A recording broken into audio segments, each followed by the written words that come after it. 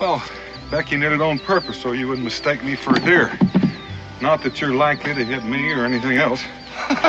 Oh, what particular tune? I can knock a flea off a hound's ear at 50 yards. And if you're gonna wear that, you can just hunt alone. It suits me. Meet you back here at sundown.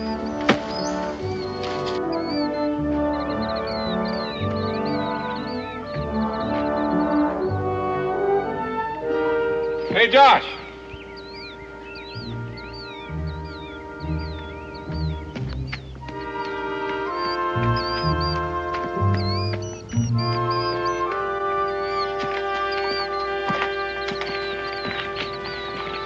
What'd you find? I don't know.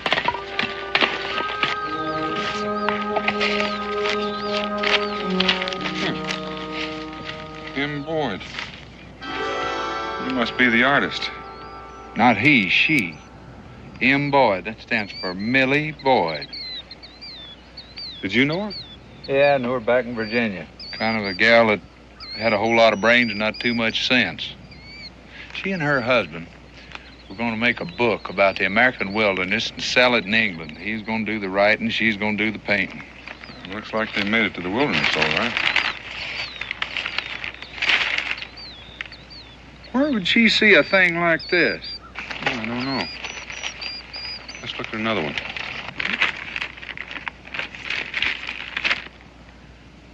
That looks like an Indian mask. Didn't look like any Indians in these parts. Millie and Sam, right here in these woods. Well, not necessarily, Josh. It could have drifted down the river a long ways last spring during the high waters. It traveled a long way before it snagged up here. And you never know which one of these feeder streams it came in on. Daniel, you mind if I keep these? And I reckon since you know the artist, you're entitled. Well, I reckon I'll scare me up a deer. You wear that, you're going to scare them. Well, this will attract them. I may hang it on a bush as a decoy. Good hunting.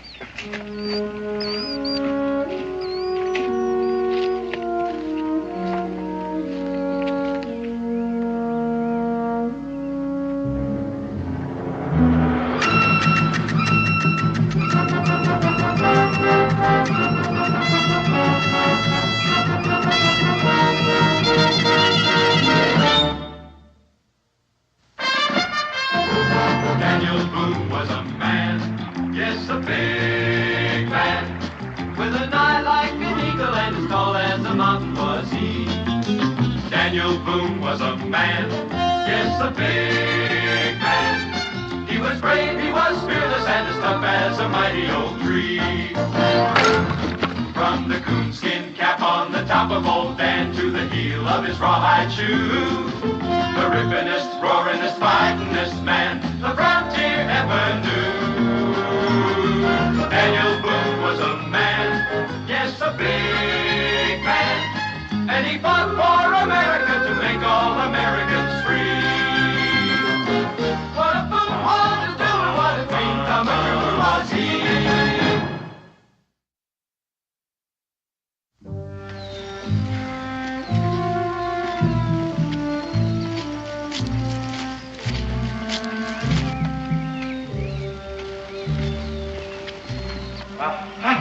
Little Sphinx, I've got you! I've got you! This time for sure.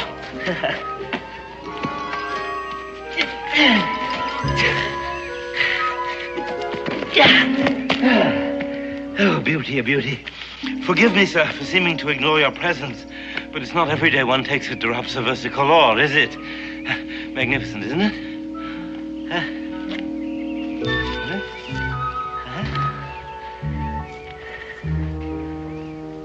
Drops of what? Oh, drops of versicolor. More commonly known as the hydrangea sphinx, one of the hawk moth family, a rare and beautiful species. I've been hunting one since spring. Well, what are you going to do with it? Do with it? Do with it?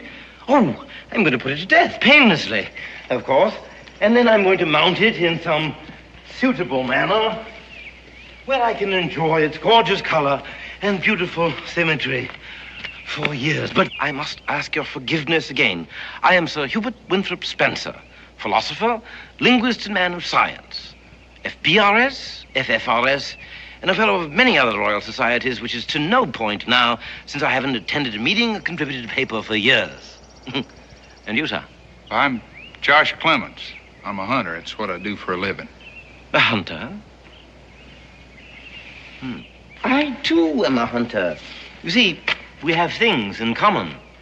Do you hunt the lepidopter, or are you more interested in the beetles? Well, this time of the year, it's mainly deer. Deer. Deer. Oh, dear. Oh, dear! Ruminant mammals of the family Cividae. And you're also interested in that work of art over there, eh? If that's what you call it. I mean, I know the Indians do some painting around on rocks, but I never saw nothing that fancy. And the way it looks, it's been around here a spell, too. 255 years, to be precise. No, that is not precise. 255 years, 4 months, and 3 days. Now that is precise. How long you been in these parts? Oh, several years, captive to its golden charms. Maybe you met a couple that was through here a few months back, Sam and Millie Boyd. Well, I couldn't very well have met them unless they did come through. But what makes you think they did? This. Well, now, the woman I was talking about drew this. And she drew these, so these have got to be around here somewhere. What do you make of these? Those are reproductions of the death mask and the sun god of the Aztecs. Aztecs? What are Aztecs? Well, the Aztecs are some of the early peoples of Mexico. Highly civilized, but savage peoples. Same people that are responsible for carving that stone over there. But for the life of me, I can't figure out exactly how you came to be in possession of those drawings. Well, found them on a riverbank a few miles back. Rather, a friend of mine found them. A friend? Yeah, Daniel Boone. We split up this morning. What's worrying you? Oh, a mystery, Josh. A mystery. I want you to help me solve it. I'll show you the originals of the death mask and the sun god. Now, wait a minute. If you got the originals of these and Millie drew them, well, you had to meet Millie and Sam. A terrifying mystery. You'll have to see it to believe it. Now, come along. You don't carry a gun, Sir Hubert? Oh, well, I own one, of course, but it would be of very little use in hunting moths and butterflies. The impact of the ball would destroy the aesthetic quality. I wasn't talking about moths and butterflies. What if an Indian jumped you? Jumped? An Indian? Jumped. Oh, I begin to comprehend you. You mean if an aborigine were to leap on me in an unguarded moment? Yeah, something like that. It's completely impossible. I'm a troglodyte, you see. You're a what? A troglodyte, one who inhabits caves, caverns. The entrance to the cave is right over there among those rocks. You'll have to look very sharp to see it. A troglodyte?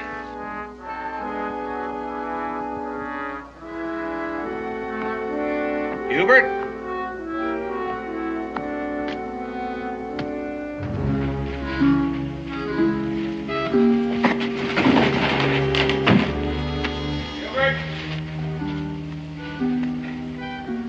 Hubert?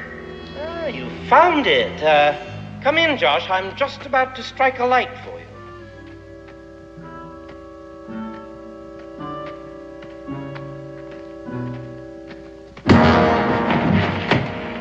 Quite a bright light, wasn't it? The brightest that you'll see for many years. For now, you descend into the Stygian darkness, which is to be your tomb, although I hope to enjoy your company for many years to come.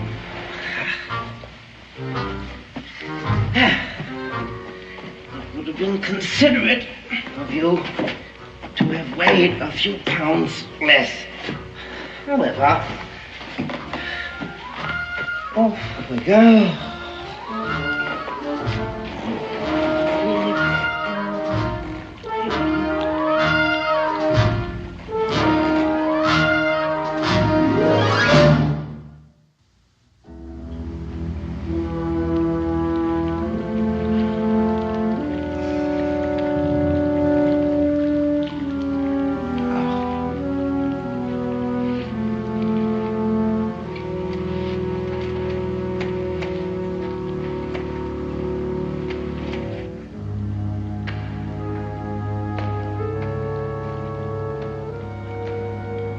Ewart?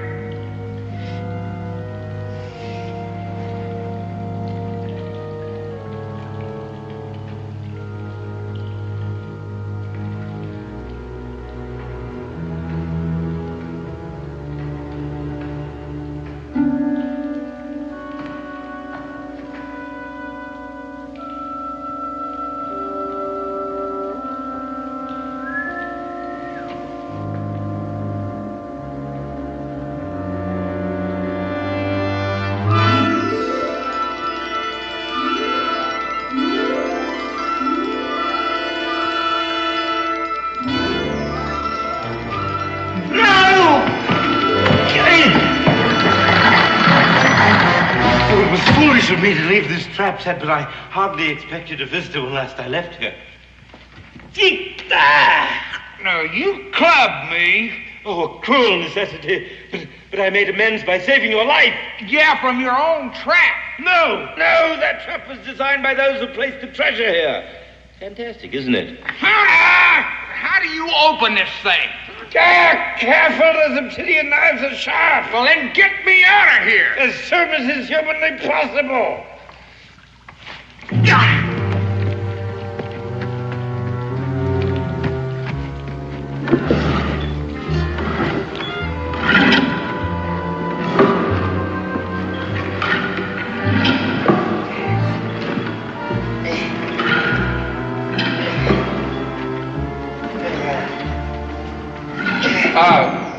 This stuff looks like gold.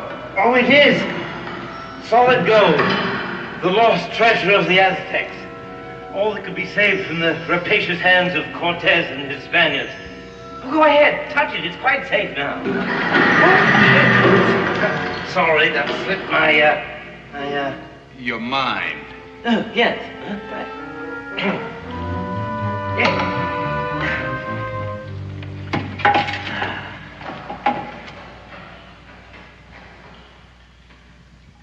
The throne of Montezuma, brought northward 255 years ago.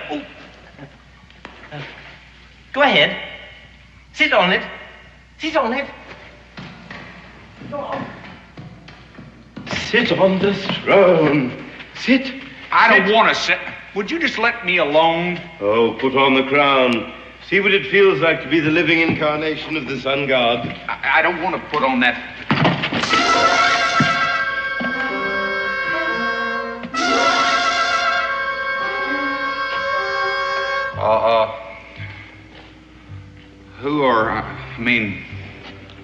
Who were they?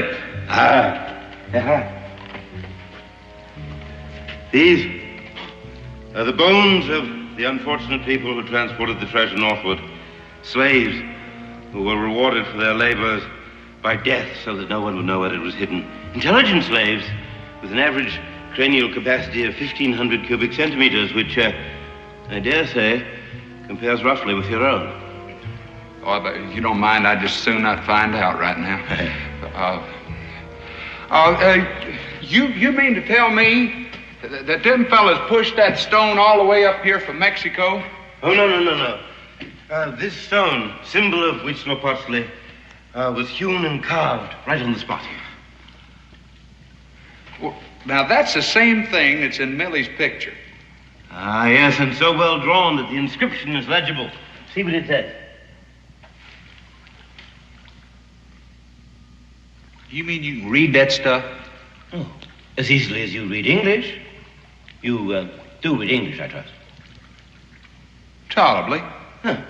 Well, I quote, "Now is the sun of the Aztec sunk beneath the darkness of the world, here to sleep until the earth is drenched with Spanish blood, and then like grains of corn drenched by rain, I shall rise again."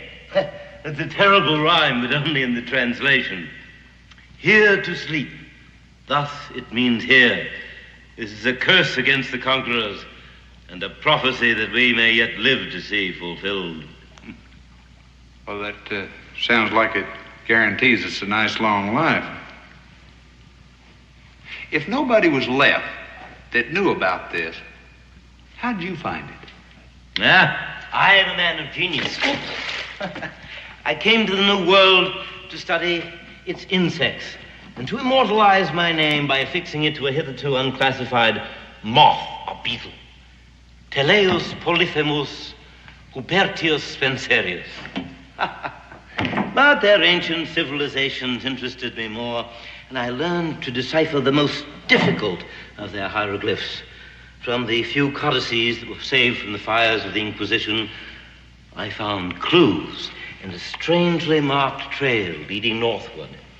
I followed it, destroying the marks as I came so that no other might do the same. It led me to that curiously carved stone where we met today. Confess, Joshua! You knew that stone was a guide to this tavern? I hardly had time to look at it. You were hunting it. No. Look, I can see where a man sitting on top of all this gold would have to be suspicious of anybody coming this valley, but you got to take my word for it. I didn't have the slightest inkling about any of this. Oh, well, I guess you're right, but now that you know what it is, it doesn't make any difference. Oh. Come along, I promised you food and drink. Do you eat bird?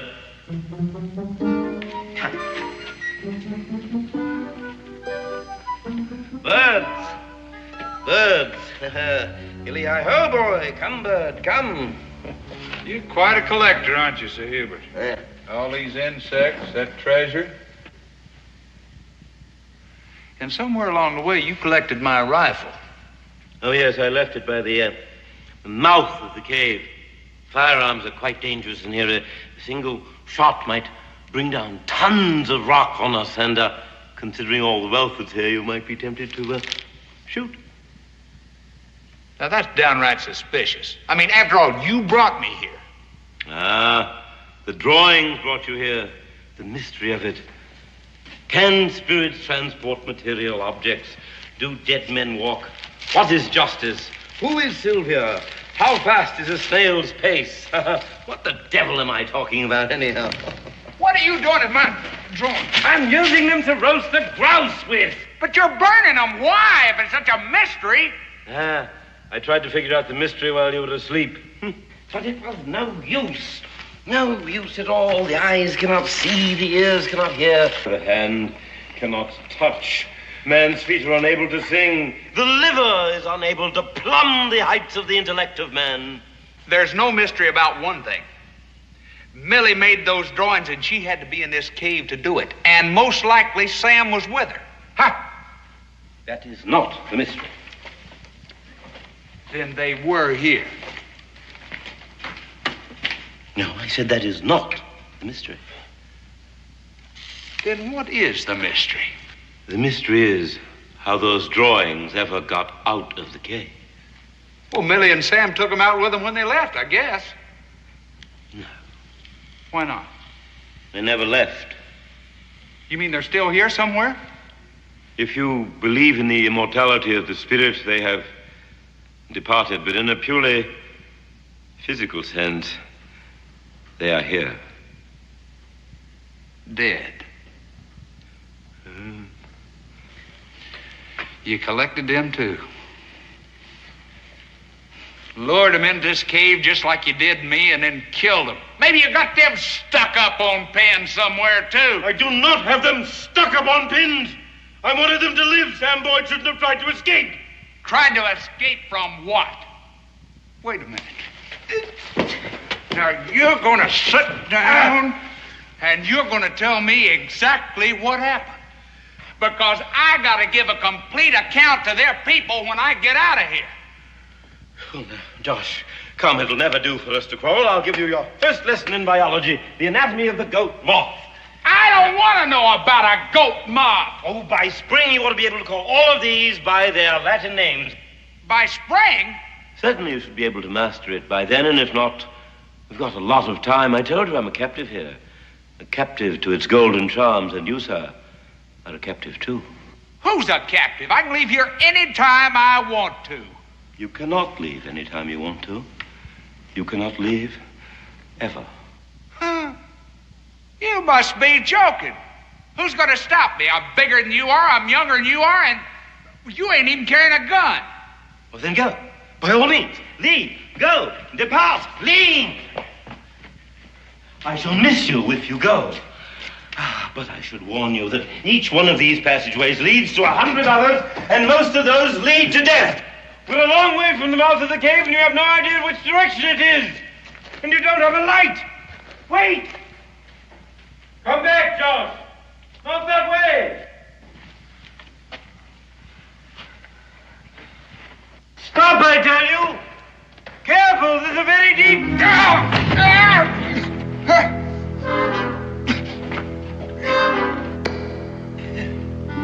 I told you it was a very deep... I know! Oh, look. Listen.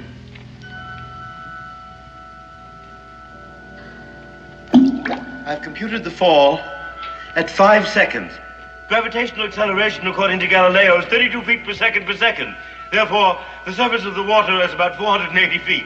Just shut up and get me out of here! Go ahead.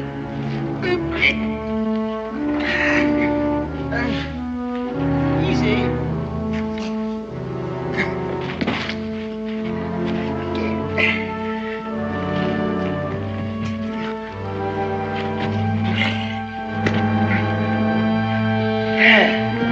Yes, this is where Sam Boyd left us. Millie, too? Oh, the shock of his passing was too much for her. Was murder just as sure as if you'd done it with your own hand.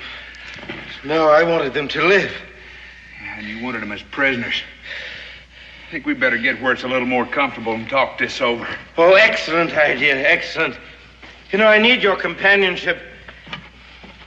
Otherwise, I might go mad. I sometimes sit here when my resolve weakens. It strengthens my sense of responsibility. Uh-huh. You know, I'm beginning to understand what worries you, Sir Hubert. Millie and Sam were here. Millie made them drawings. Millie and Sam never left. But them drawings did. And you're worried as to whether somebody else might have found this place, too. Why would such a person take those worthless drawings when there's all of this and all of that? Ha! How do you know that's all they took? Gold's heavy stuff, Sir Hubert. He might just taken all he could carry. Would you have missed it? And if he did, he's gonna be back with help. He probably took the drawings just to prove what he'd found. No. That's impossible. No one could get in here without a map any more than you could get out. Oh. Those drawings got out of here, didn't they? Well, perhaps some small animal, a pack rat, perhaps. Oh, you said a friend of yours found those drawings, Daniel Boone. Then he's seen the drawings, too. You're a very nervous man, Sir Hubert. It's going to get worse. There are going to be people looking for Sam, Millie Boyd. People looking for me. If you want to get that treasure out of here, you better do it right. What do you mean? Simple. You pack up all this gold we can carry, take it out of here while we still got a chance. I'm not going to take any of it. You can use me as a pack mule. One load, Sir Hubert. You'll be a rich man for the rest of your life. You can hire an army to come back here and haul this out. Sacrilege! I read you the inscription. This gold belongs to Huitzilopochtli, sun god of the Aztecs, here to remain until the earth is drenched in Spanish blood. You are an educated man. I mean, you can't believe all that stuff. And why not, when the prophecy is so close to fulfillment? Over 2 centuries ago, the Spaniards invaded Mexico. They won their ways into the chambers of Montezuma, Huitzilopochtli's living representative on earth. They killed him, a slap in the face of the god himself. They tore down his temples and burned all his sacred books. They stole all his treasure, all except this. And the sun god bided his time. And what did the Spaniards do with the gold? They melted it down into ingots to build the mightiest armada the world has ever known to stand against England. Do not forget that I am an Englishman. And where is that mighty armada now? From the English Channel to the North Sea coast, the hulls of the homes of fishers and the gold that built them is gone. And Brazil is lost to them, and soon the whole Western world, and yet you doubt that I should believe in a curse and a prophecy. I say to you, sir, beware. Beware how you slap the face of a pagan god. 130 warships set sail, but their leaders forgot the sun god's curse. And in the Straits of Dover, that sun went out. And in the gale that arose, in the howl of the tempest, in the crack of the lightning, could be heard the voice of Huitzilopochtli crying, "Revenge!" And in the cannonade, the guns of the ships of Sir Francis Drake could be heard the drums of Huitzilopochtli beating their decrees against the British flag.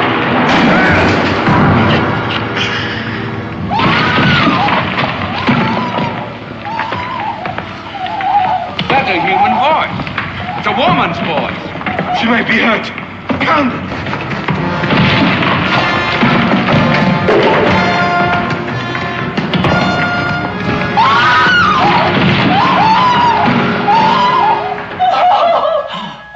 That's Millie.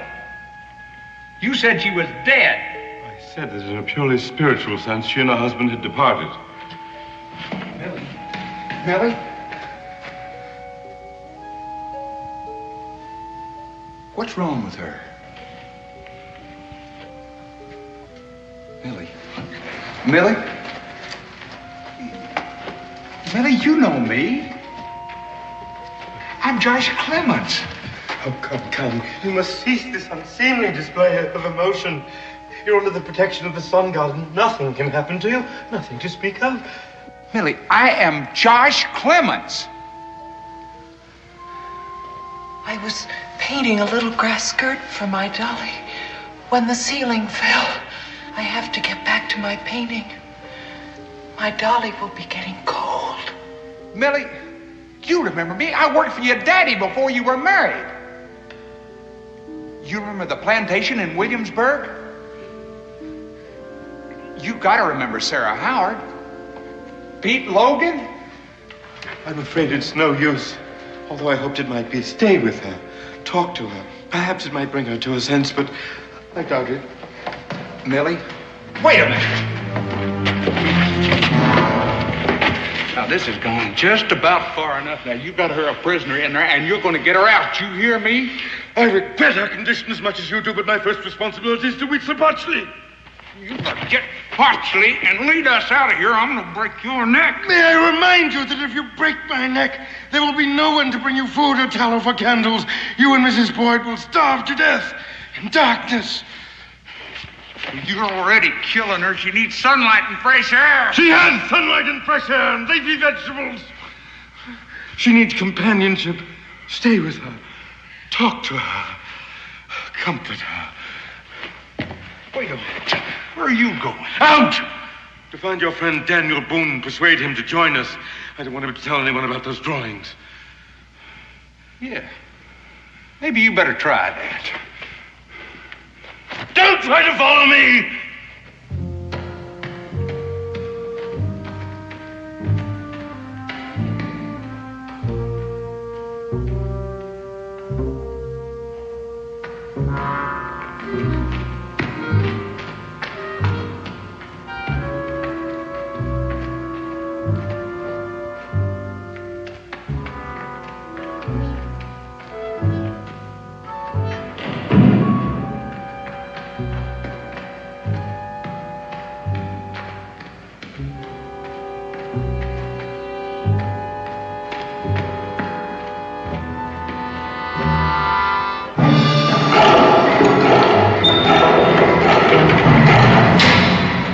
I told you, I do not like being followed. It makes my flesh crawl.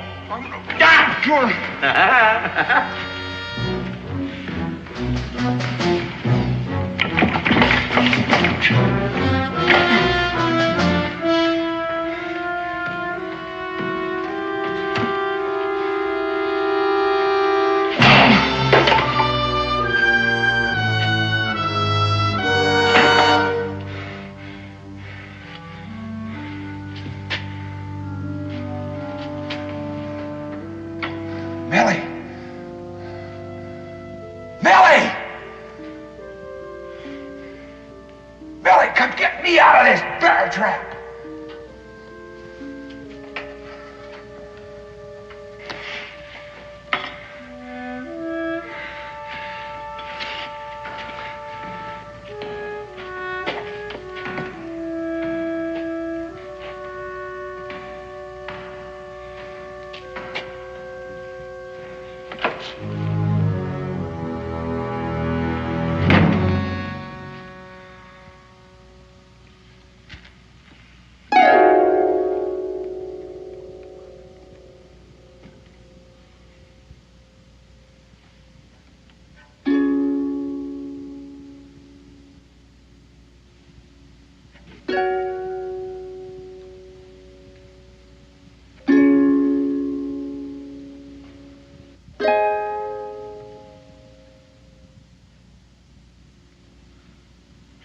Do you remember, Millie, that evening in the spring when the river was high and the moon was low, the curlews cry in the afterglow, when you were just 16?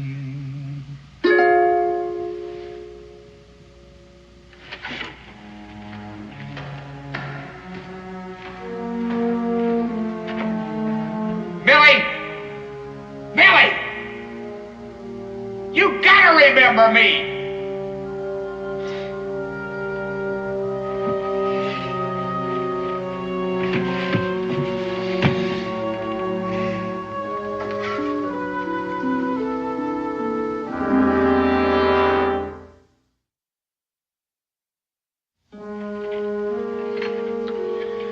You must remember, Millie, if only in a dream, walking with my arm around your waist, very, very softly kissed your face when you were just 16. Millie, now get us out of here. Wind that rope up. Just wind up that rope over there.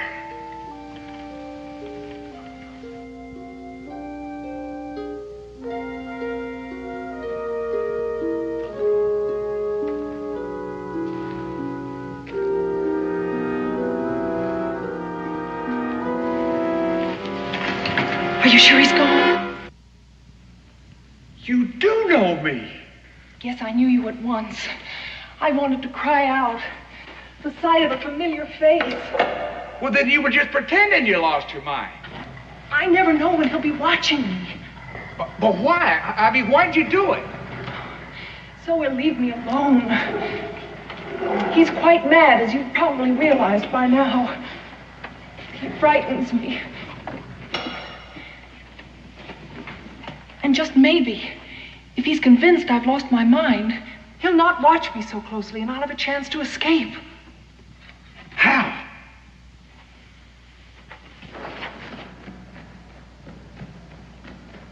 Every few days, he takes me outside for a little sunshine.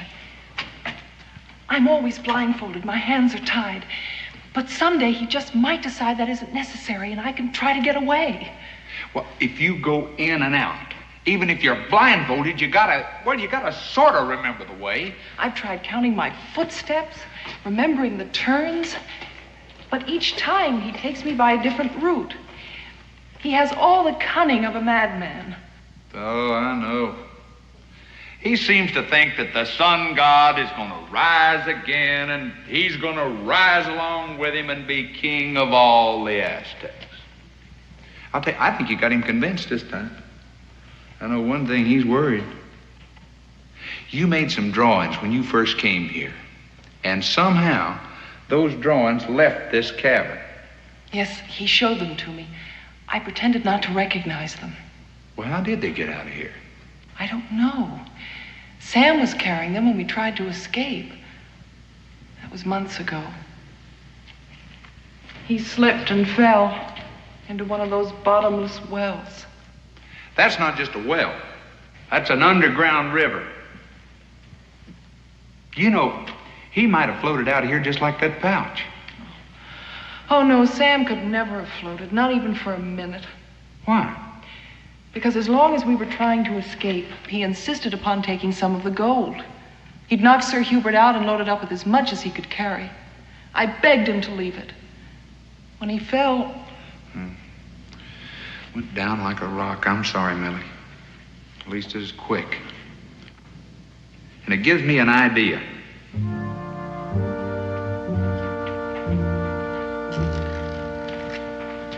This is the place. I know, I've been here. Listen, you wait right here.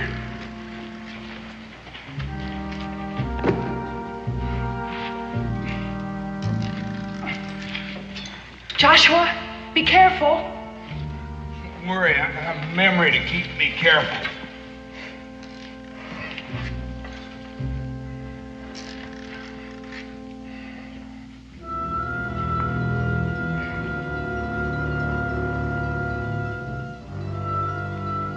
What's it like?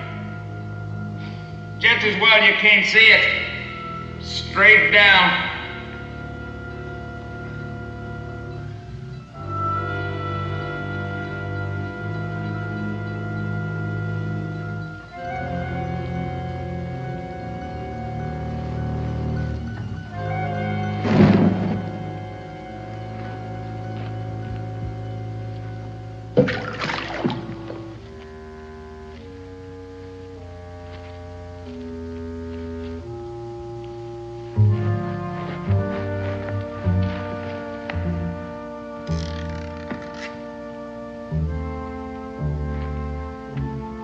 Nobody ever gonna get out of there.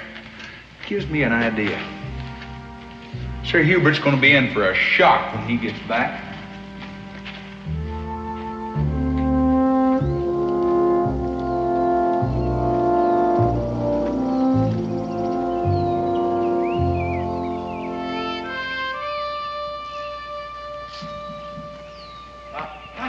The little Sphinx! I've got you! I've got you!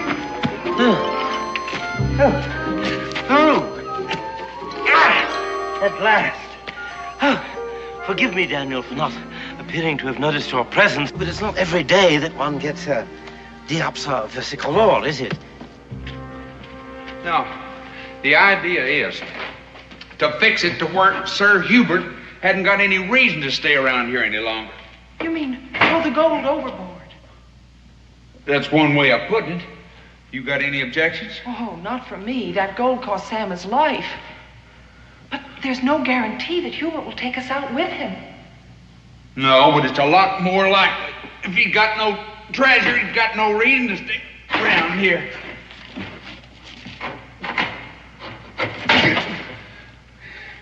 That stuff's heavy. There's a layer.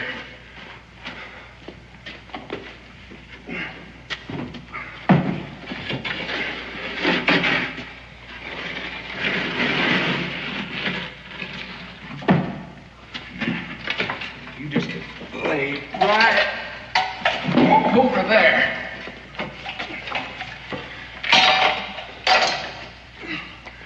You see, Millie has not been at all well, and as a stranger, it's been very difficult for me to take care of her. Josh is with her right now. That's why he didn't come to greet you. Well, if she's been here for 2 years, why didn't you bring her back to civilization? There are reasons why that's impossible.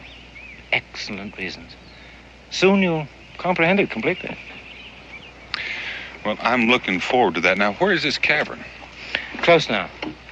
Just wait here and I'll make sure that we're unobserved.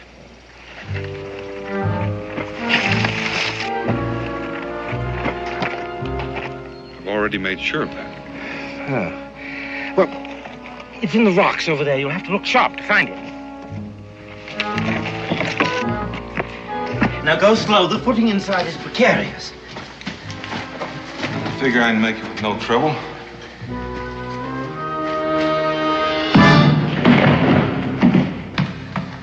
No trouble at all.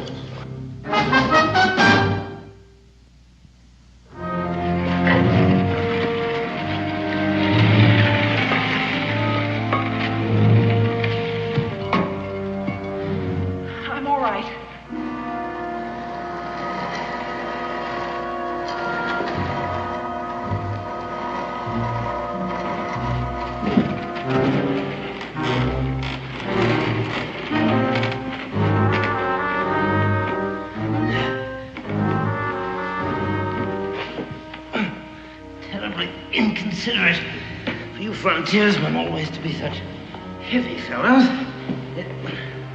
It makes it rather difficult. But we'll manage.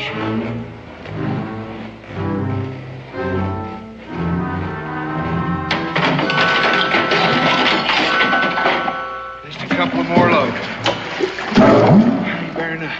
Fine. I'll be glad to see the last of it. The labyrinths awaiting thee, Stygian caverns black. Abandon ye who enter here, all hope of going back. Yeah, that's quite good. I must remember that.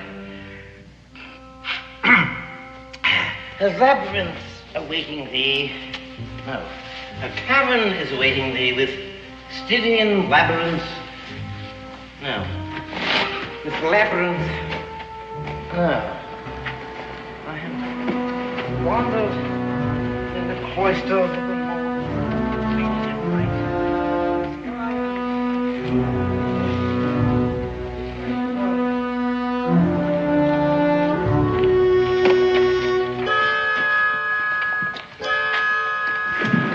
What are we going to do about him? Well, let's get this out here first.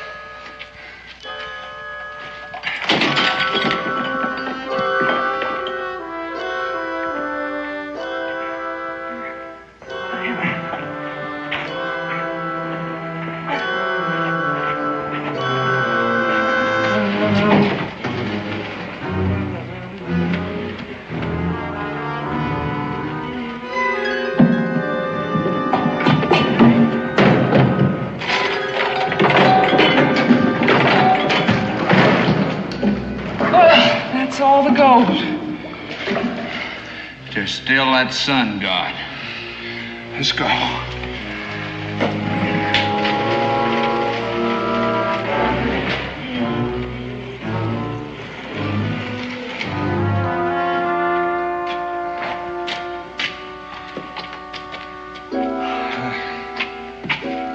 Now for old Weedsy Potch.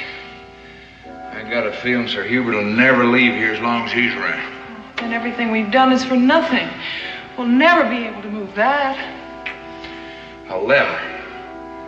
I gotta find something I can use as a lever.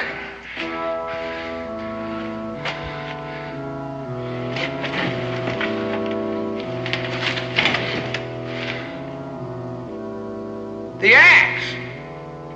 I can break him up chunk at a time and throw him in that river.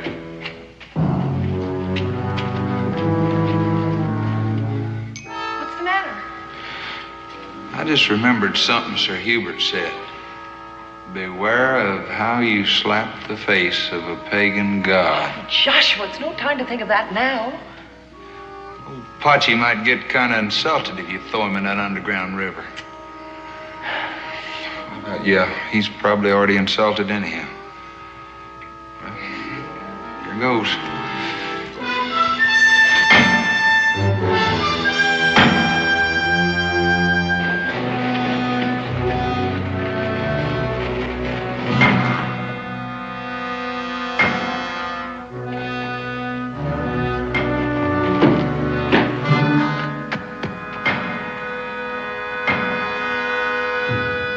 Talk about a hard head.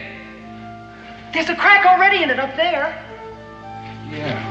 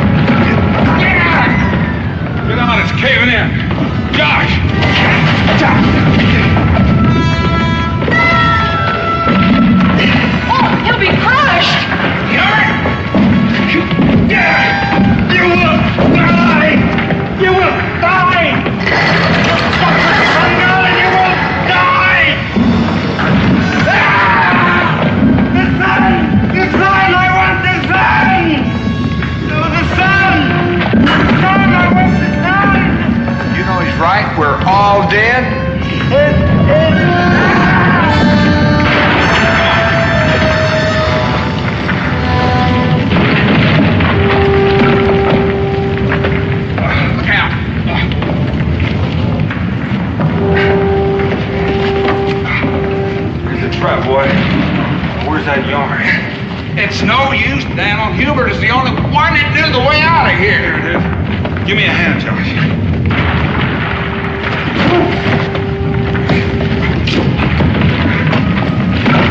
Billy, follow the yarn. Look out.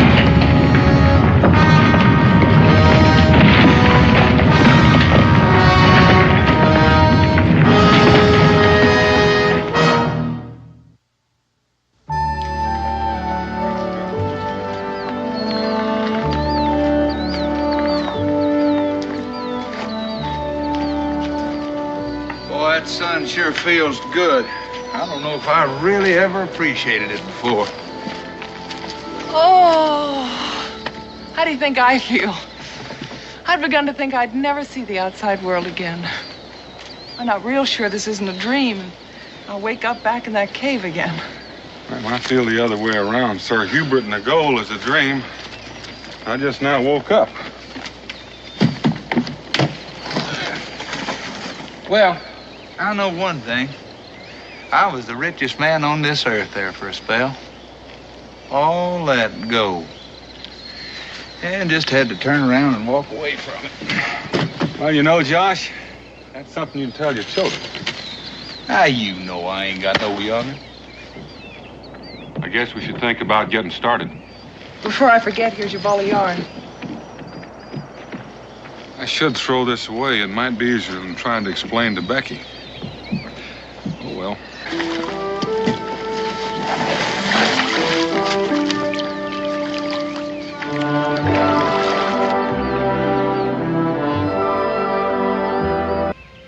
You remember that far back, son? Yes, sir. Well, then that's why.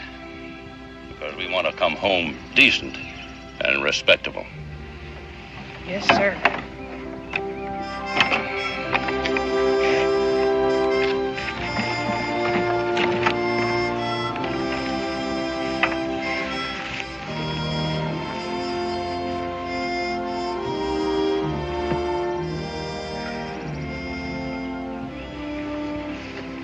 Pa, remember the time that Davy and me played hooky and went fishing? It was a good day for you, wasn't it? Yeah, it was always good when Davy was around. He'll be there to meet us, won't he, Pa? But don't count on him, son. Well, why not? He's still home, isn't he? Well, he'll be there to meet us. Give me the tar bucket. And get the jack, so I can prop up the axle while I pull the wheel. Well, go on. You won't be here long enough to pull that wheel. Charlie Pete. Well, I never figured you'd get up enough nerve to show your face around here, guest. That doesn't give you any grounds to try to order me off my own property. It ain't your land any longer. It was confiscated Tory land, and I bought it from the government. My son. Why didn't Davy? Davy? He passed his chance. I reckon he didn't want to be reminded his father was a traitor. I don't like that word. Well, I don't either, guest. So you just tighten up that lug nut and get out of here. Because if I catch you around here again, I'm going to shoot you for trespassing.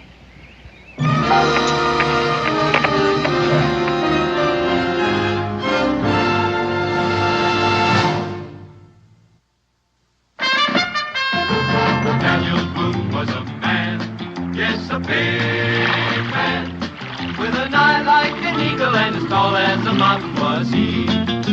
Daniel Boone was a man, yes, a big man. He was brave, he was fearless, and as tough as a mighty oak tree. From the coonskin cap on the top of old Dan to the heel of his rawhide shoe, the rippingest, roaringest, fightingest man the frontier ever knew.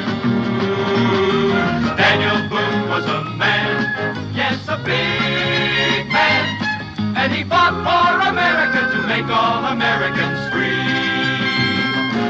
What a Boone wanted to do and what a dream come true was he.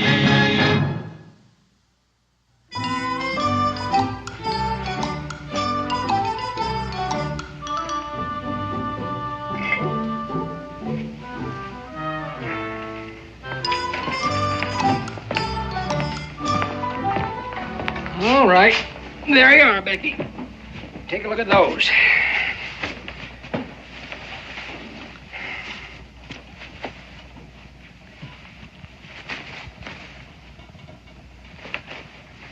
This blueprint, I think. Yes, Becky. And I'll need some needles. I surely do hope you have a sugar loaf. Dan's mighty tired of that long sweetening. Yes, Becky. Ain't you finished buying stuff yet, Mom? Israel, I think I've got something here that'll help pass the time a little quicker. Especially when you eat it out of doors.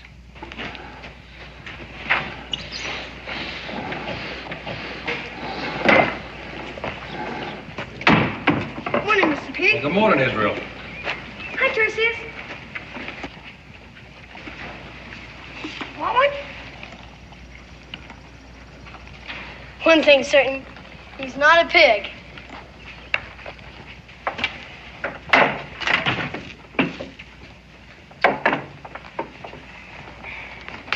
Sam, we got things to do. What things? We gotta see Davy Guest. What for? His pa just came back.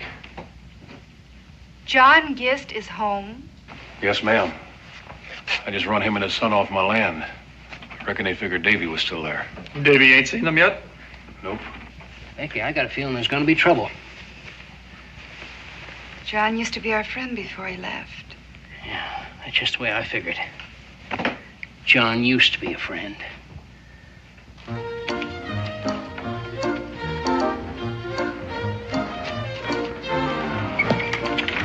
Hi! Help! No, Hey, wait. it's Israel Boone! Gotcha! Hi, Mr. Gist. Hello, Israel. Hey, come on.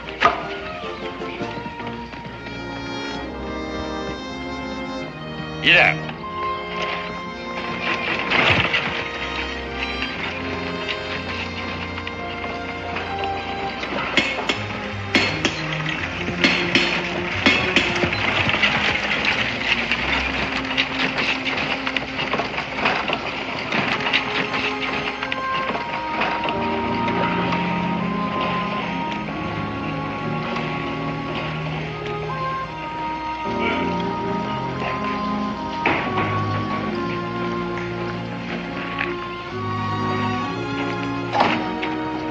Just come to tell you about him.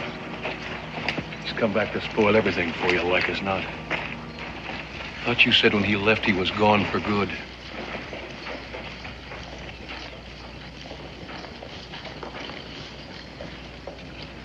Welcome home, John. Becky, thanks. Welcome home. Cincinnati, you remember John? Huh? John Gist. Oh, well, sure I do. It's been a long time. John, you thinking of staying? That's my intention.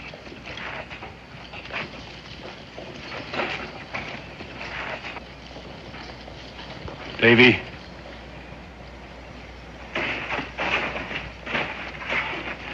Hey, it's Davy. He is here. Why did you have to come back?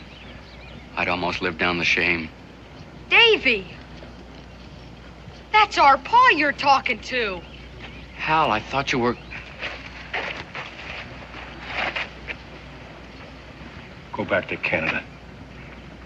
There's no place here for traitors. No traitors or their Tory friends.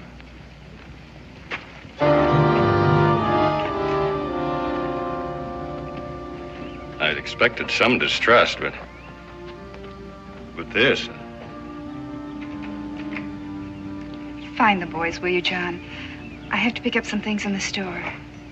Then you can take us home.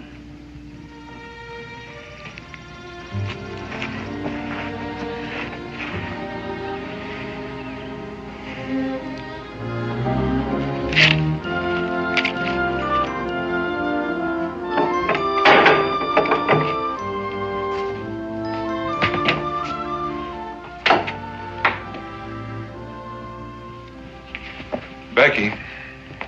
Did you talk to John Gist? Not yet. He was watering his horses. But I don't mind telling you I was a mite surprised to see him. Do you approve? Approve of what? Of my bringing John and Hal here. I'm not sure.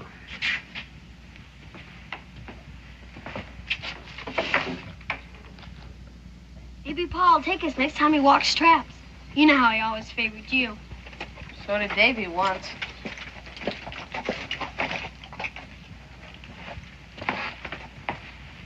Becky. Dan, if you'd seen the welcome they got at the fort, you'd have brought them here, too.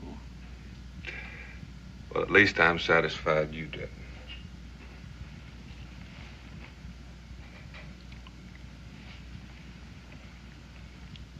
Dan, about John. I know what you're going to say. Now, don't worry. Oh, John. Here, let me take that. Thank you. Becky?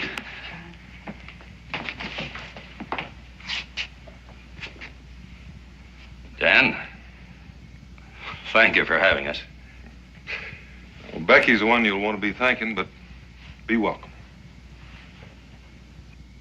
But you just as soon I hadn't come back. For your own sake, John, and to put it bluntly, I just as soon you'd stayed in Canada. Oh, come on in, Hal. Close the door, will you, Israel? Yes, sir.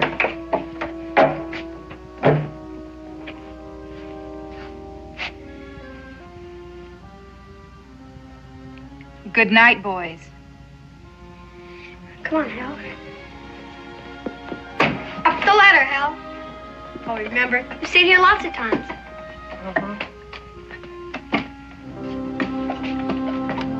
Boys gonna be all right up there? Yes, sir.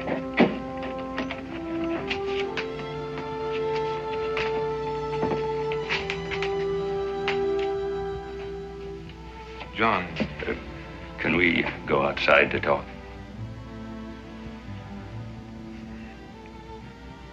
If you'll excuse me, Becky.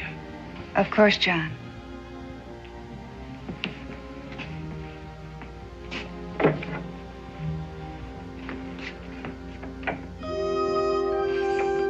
I didn't mean it the way it sounded, Hal. You know him. I know Davy, too. He used to favor me, but he despised us when he saw us. He hated Pa. What are you gonna do now, John? Your homestead's been sold. Well, you've sure chosen yourself a hard row to hoe. We both know that. Dan, I need you at least to understand why I chose it. You know what I'll never understand is what changed you. I didn't change. From patriot to Tory? No. When the British were hunting the Virginia Burgesses to stand trial for their lives, didn't you risk your own neck to hide and protect them? Well, of course I did. And when the Redcoats finally fired on us, weren't you and Davy among the first to join the militia? And at Williamsburg, I saw you take a ball in the shoulder and come back in battle. Your credit. You did a good job of bandaging. And just when we needed you the most, you up and joined the British. After the Declaration of Independence. That's when we needed you. That's when my conscience wouldn't let me fight with you. Well, your conscience let you fight against us, though, with redcoat lead still in your shoulder. Dan, when the Crown oppressed us, we fought for justice, side by side. I would have died for it. I know that. But the Declaration turned that fight into a revolution, Dan, to overthrow our government. For liberty. I had liberty under British law for almost as long as I had lived. So did my father before me. I expected to find it again in Canada. Did you? Yes, I did. Well, why did you come back here? Because this is my country, and because my son was here. It took me a long time to understand what love of country means. To me, to love and cherish your homeland, not the men who happen to be running it. In other words, you're still loyal to the crown. I didn't say that. Look, Dan, you and I grew up here to shoot fireworks and shout hurrah on George III's birthday. When I left, we were governed by the Continental Congress. Now it's the Articles of Confederation. And there's strong talk of a republic and an elected president. But the country, king, articles, or president, the land remains as dear to a man as his own mother. As much a part of him as his own sons. Even when his son and his country want no more to do with him. Well, I'm not going to argue with you about that, John. There's another thing you've got to think about. You aren't the only one that's going to have a hard road to hoe coming home. Hal? I know. Are you willing to see him go through it? Man or boy, your country is worth fighting for.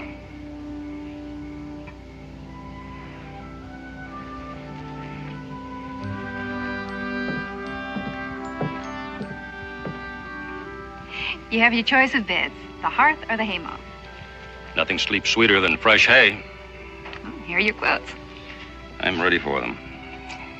This has been a long, long day. Good night. Good night, John. Good night, John.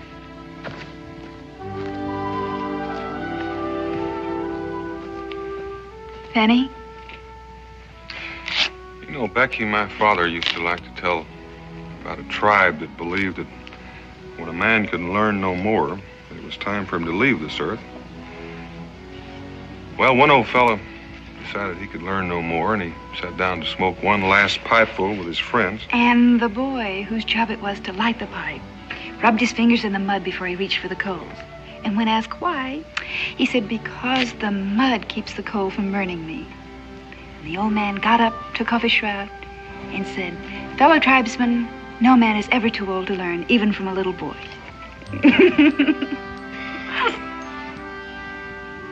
You know, Becky, Ezra remembered that Hal Gist was his friend first, and left the questions to come as they will.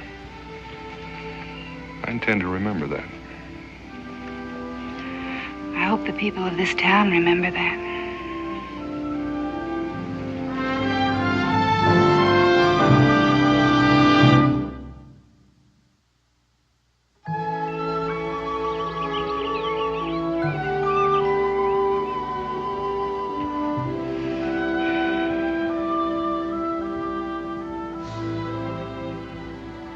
Paul?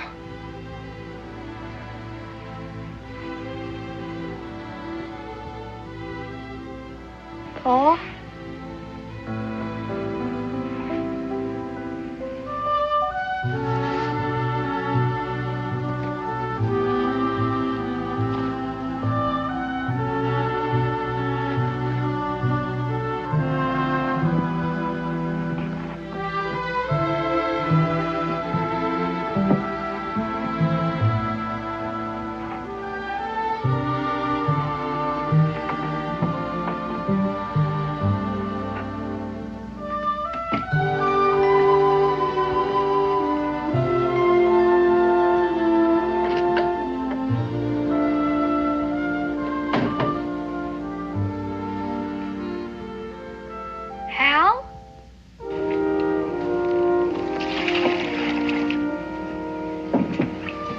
Good morning, Hal. Had your breakfast? No, I wasn't hungry, thanks.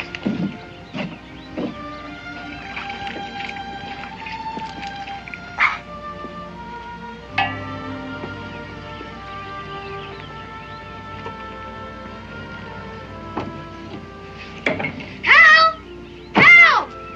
What's all the excitement this early in the morning? Hal's gone.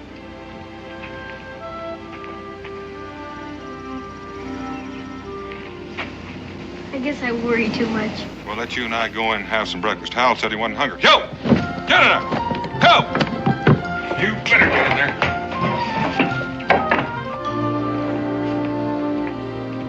Let's eat. Isn't Ma gonna eat breakfast with us? She's not here right now. Miss Gordon took sick yesterday. She went over to take her some bread. She'll be back after a while. Who cooked breakfast then? I did. And if you have any remarks to make, just don't make them.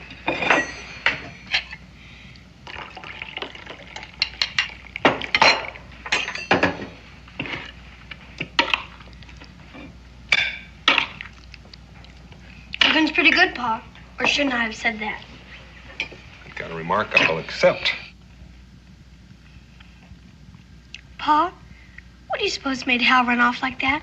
All by himself?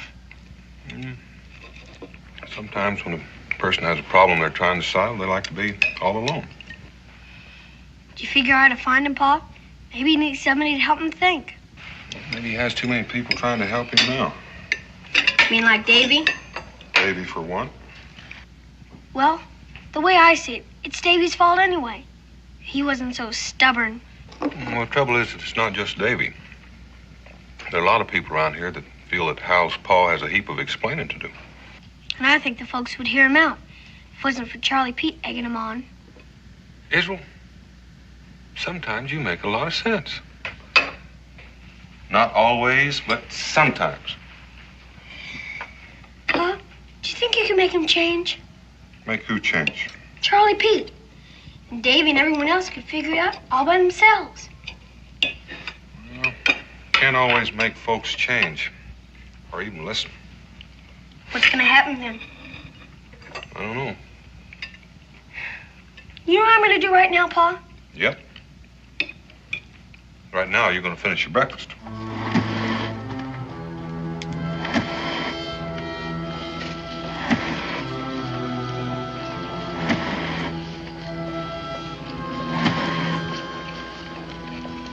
Oh, Charlie. What can I do for you? Well, you can quit pumping that thing so we can have a quiet little talk. No reason why I can't continue working while we talk. Oh, none of you pay close attention is not. Charlie, if you got something to say, say it. Yeah, it's about your pa.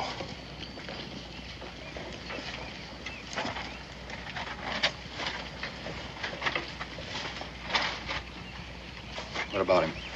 You figure he plans on staying in this territory? How should I know? I haven't talked to him. Well, that's just what I come to speak to you about. You know, Dave, you got a lot to live down. I know that. You gotta realize what I'm telling you is for your own good. You haven't told me anything yet. We had a little meeting last night. What kind of meeting?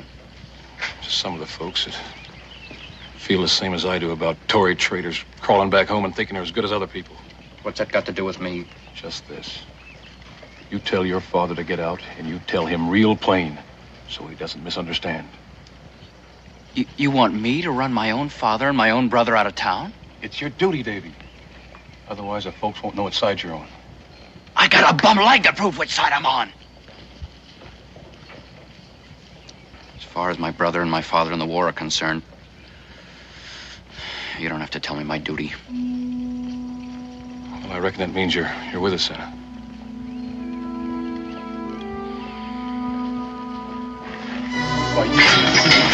Hal, come back!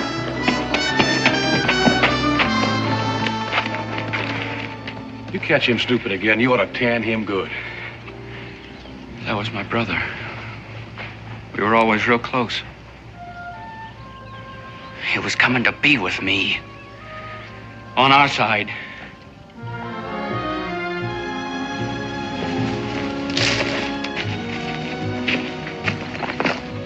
Hi, Hal. Hal?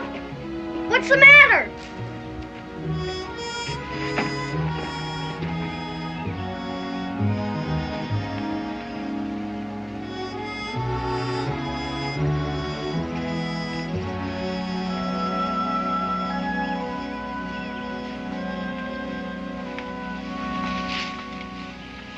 Hal, what's the matter?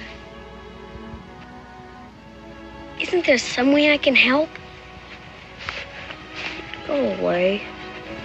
There's nothing anyone can do to help. Just go on away.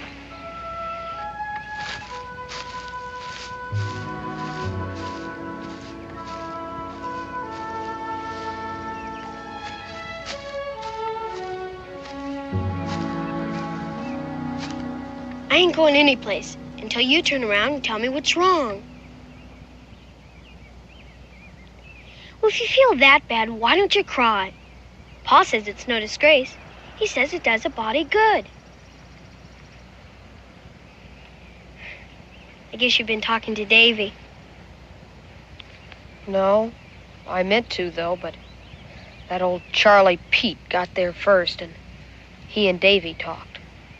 What were they talking about? Well, Charlie Pete done most of it, but he talked like he blamed Davy for something that Pa had done. That's what the preacher must have meant last time he came down. What did he say? He said something about the sins of the father coming to visit with his sons. What does that mean? I ain't sure. Unless it means sometimes grown-ups do something to make it hard for us kids.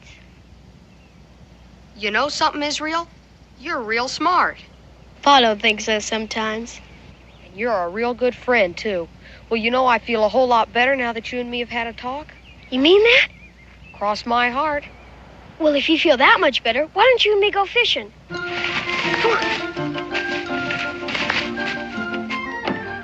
on. 1, 2.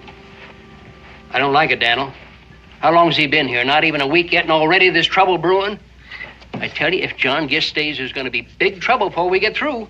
What makes you say that? Well, Charlie Pete was in again last night, along with some of the others. Now, he's getting folks all steamed up. Charlie talks too much. Oh, well, he had a lot of folks that was listening to him. Well, there's going to be big trouble because John Gist is staying. Are you sure of that? Moving into the old Watkins cabin. Well, couldn't you talk him out of it? I didn't even try. A man's got a right to live where he chooses. Daniel, it sounds like you're sticking up for him. Cincinnatus, who's to say he was wrong? You and I stood up for our beliefs. So did he. I reckon that's his privilege, too. Yeah, well, I wish he'd choose someplace else to do it.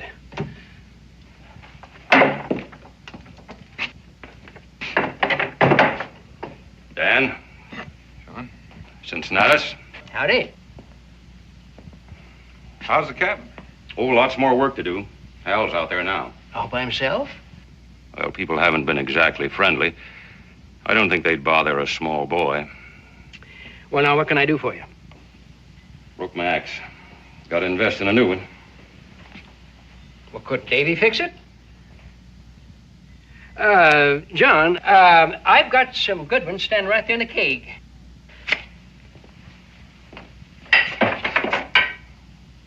How much? $1.50. $1.50? Well, everything is dear these days. That's top-notch Pennsylvania steel. John, I'll take any old one for 2 bits. Yeah, you can get it fixed. And I'll put it on your account, John. Thank you. John?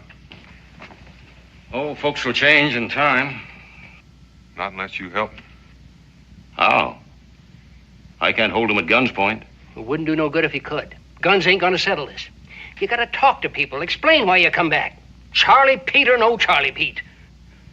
Most of them are so scared of Charlie, they won't listen when I say hello. Even my own son. And you're going to have to make them. Gain their respect. And that'll be the end of Charlie Pete.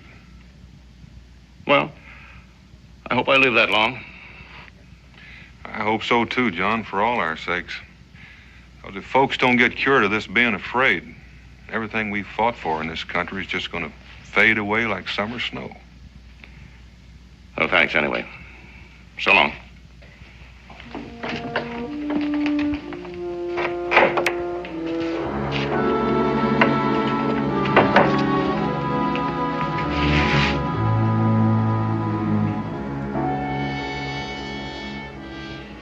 Guest, take your hands off of me.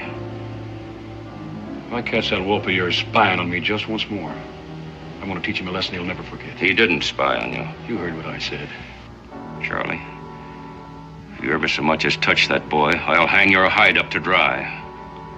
I don't take words like that off your kind. You'll take them from me. Are you choosing me, traitor?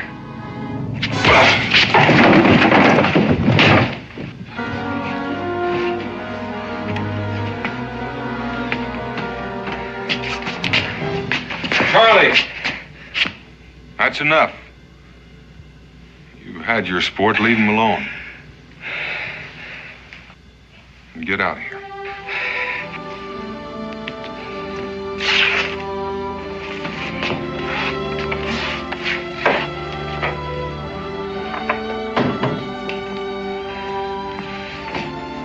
You all right? I'm still alive.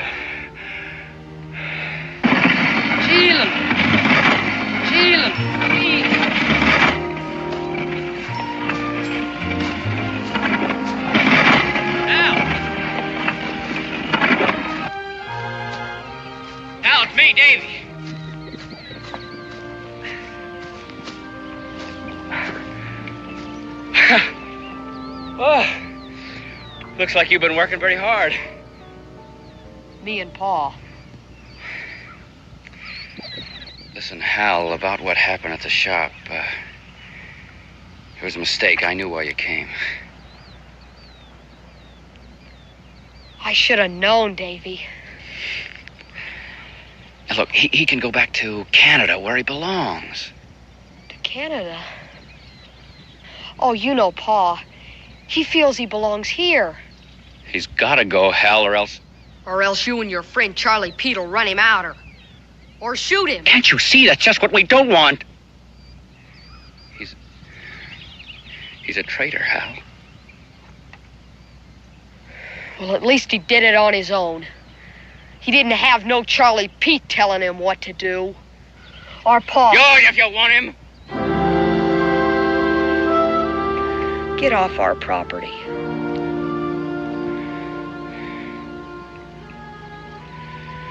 I'm taking you along with me. Now look, you and I'll live together. I'll take good care of you. We'll have fun like we used to. Come on.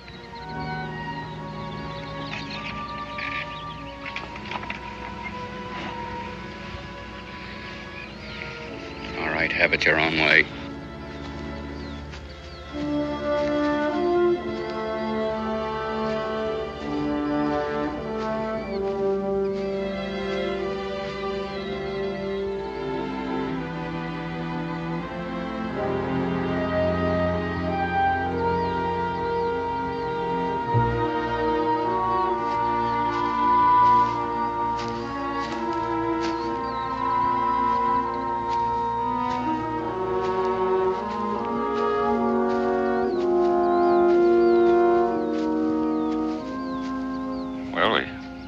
We got another axe.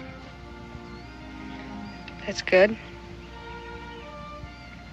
Anything you want to tell me, son? Pa, why do we stay here? Because this is our country, son. Pa, can't you see it don't want us? Don't forget, we have friends here, as well as enemies. We can go back to Canada. Man can't keep running from himself, Hal. He's got to make a stand for what he thinks is right. No matter if somebody else gets hurt. No matter. Now I got sins from you and Davy both that's come to visit with me.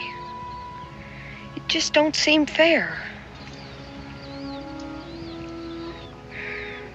Get up.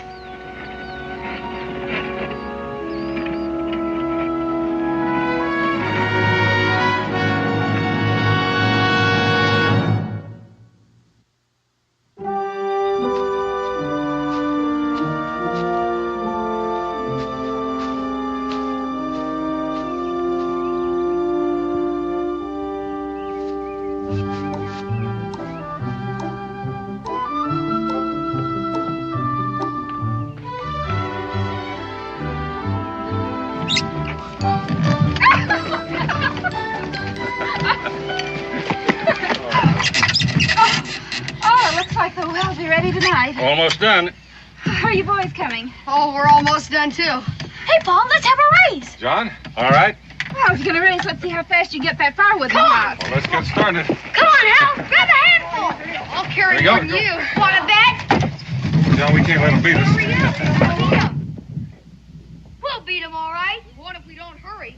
Come on. All right, don't slow down now. We're done. We're done. We're all finished here. Oh, it's a dive. Oh, where's that dipper? Oh, here. You get the first drink, Mr. Boone. Well, thank you, Hal. Yeah, your company. Besides, it might be tainted. Good and sweet. At least you won't have to watch your face tonight. Well, now the well's done. Let's see if Becky's ready for first fire. Yeah, let's let her up. It's time to light first fire. I heard. I've already kindled it.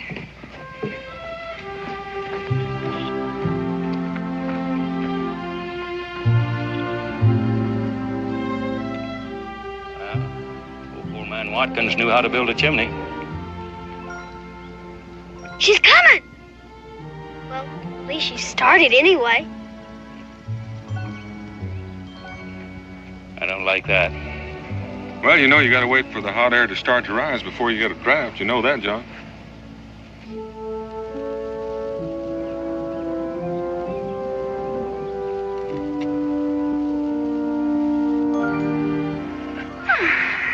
First smoke off of our new hearth. She draws like a house afire. I've got a bottle under all that stuff in the wagon, if celebrating's not against your principles. It never has been, John. John, everything in its own time. You men. You know, the sun is already in the west, and if you want to sleep in your own house tonight... Ooh, and I almost forgot. Israel, will you get that little surprise out of the rig for me?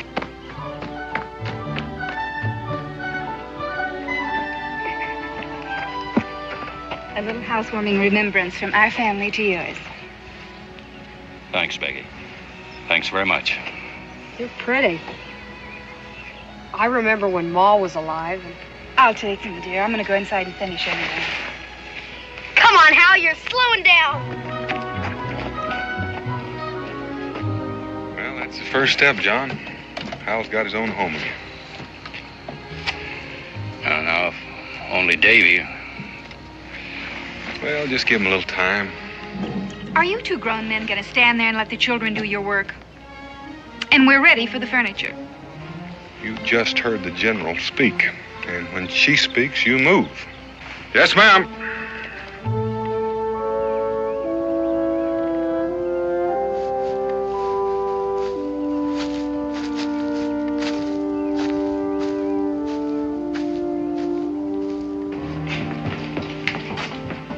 Where do you want me to put these? I'll put them right there. You know, John, I'll come back tomorrow and help you get your things arranged. Oh, is there anything else you want me to bring in, Pa? Well, I guess that's about it. For now. Except for that bottle under the front seat. I've been saving it for a long time, Dan. Against the time we'd have a home again. Well, then you can save it for a day or two longer until we get you moved in properly. You know, it's getting late, and I have things to do at home. I'll save it then. There's a pot of stew on the fire, and I've already made up the beds.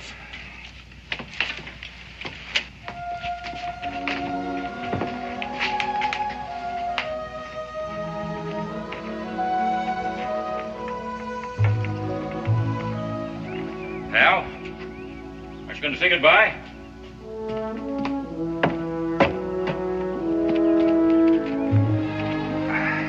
Won't even try to thank you. Well, there's no need to. You never know. Someday we may need some help. You just yell and we'll be there. Bye, Hal. The stew. It's burning. Come on, Hal. We'll see you tomorrow. Bye-bye. No matter how much we've done, it's still a lonesome house. Hey, Ma, why don't we give him a housewarming? You know, Israel, sometimes you come up with a real good idea. Dan, do you think people would come? If Pa asked them to a party, they would.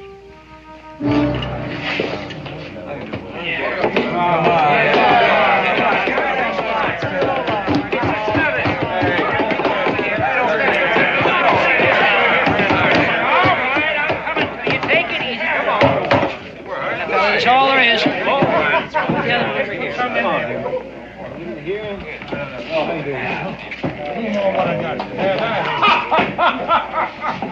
The point I'm making is we whipped them lobster backs once. Yeah, we and run them out. Yeah. Now, do we want them back or not? No! They all say that, except she ain't done one thing to prevent it.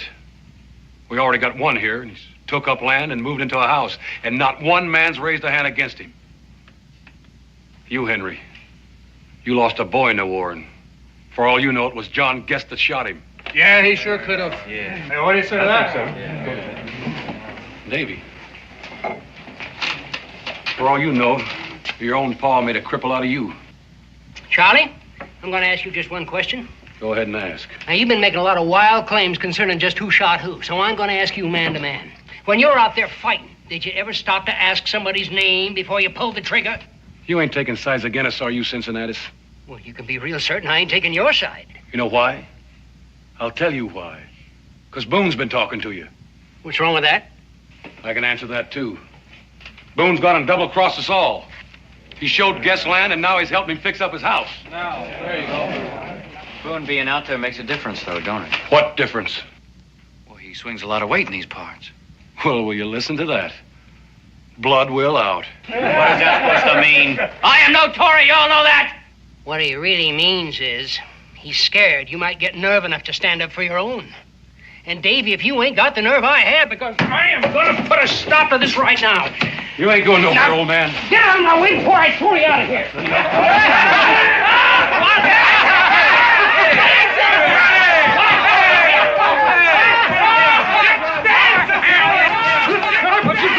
Get your hands! Any more yellow bellies around here? All right, come on then. Any man that hangs back's a Tory. You with us, Davy?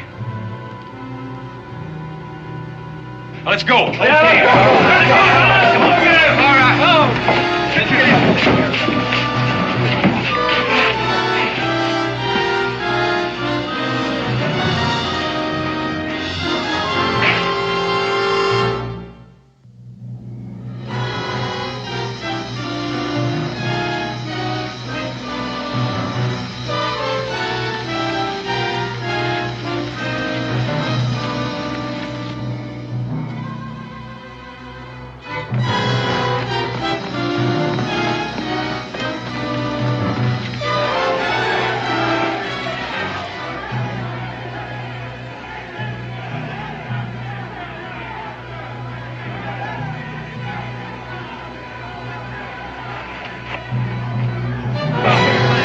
All right.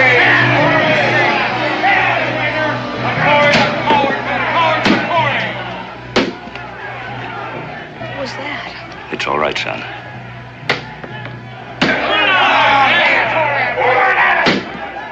Here, get into these.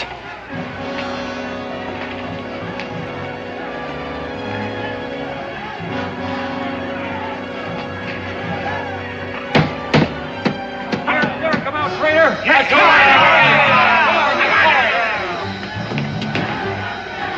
a Tory's a coward, and a coward's a Tory.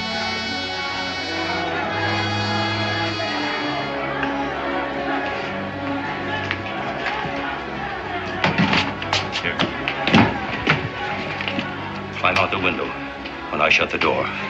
You're not going out there, are you, Pa? I want to make sure they're watching me, not you.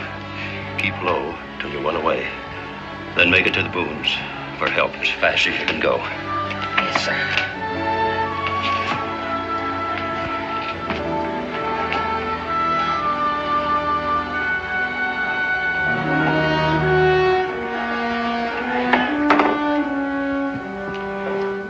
There he is.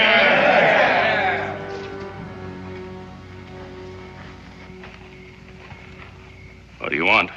Well, it ain't no welcome home, I'll promise you. Where's Hal? You think I'd bring him out here to face your friends? We'll get him out before we're done with you, and we'll learn him about Tories. Yeah. Ain't you glad to see your own colors? Take a look. Yeah, take a look.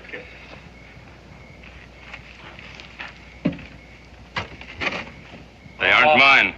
Put it back. Make him stomp on it. Let's make him throw it down on the ground and stomp on it. Let him take it along with him. That's fair enough. You can take your rag along with you. I'm not going anyplace. You're going back to Canada. Not a way to talk up, Davy boy. Sorry, Dave. I'm staying here. Paul, get out right now. This is no place for you. Go back to Canada while you still have a chance. This is our country, Dave. You were born here. So was your brother. Your mother's buried here. And it's here I'll die. He said it himself. Sam, give me the rope. No, Charlie, we don't want no part of that. Yeah. Which side you on? Your take it'll make a man of you. But at least let him decide. He did choose. You all heard him. Say you ain't got no Tory blood? Here, I'll give you the honor. Or are you a traitor after all?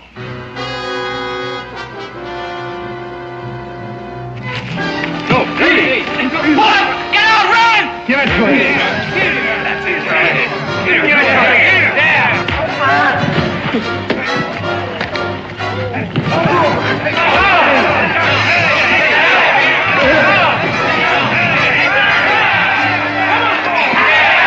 Charlie!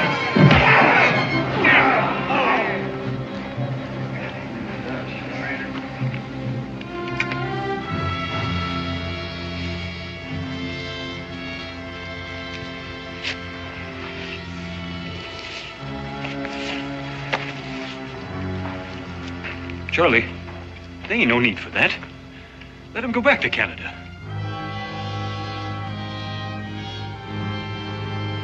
Take it. One end or the other. Tories' friends are Tories in our eyes, and we got rope enough for all of you. I can't.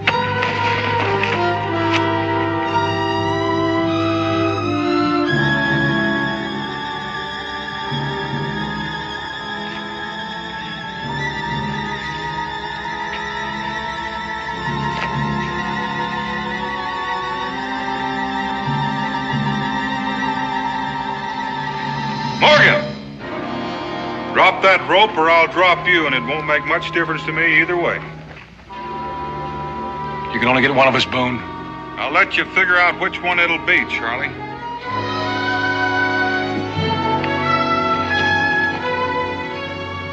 Do as he says.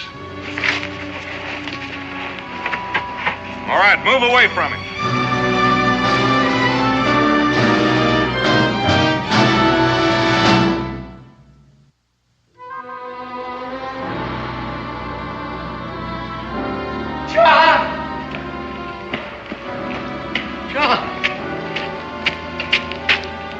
Daniel.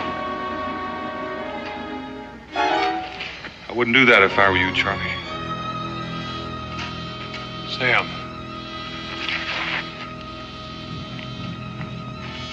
Morgan.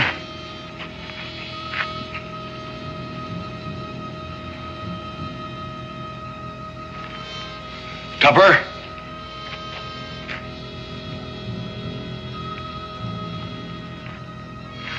But are you just going to stand there?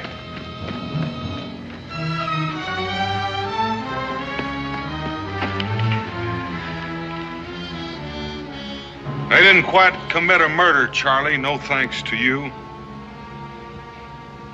Now, do you want to walk out of here, or do you want to crawl?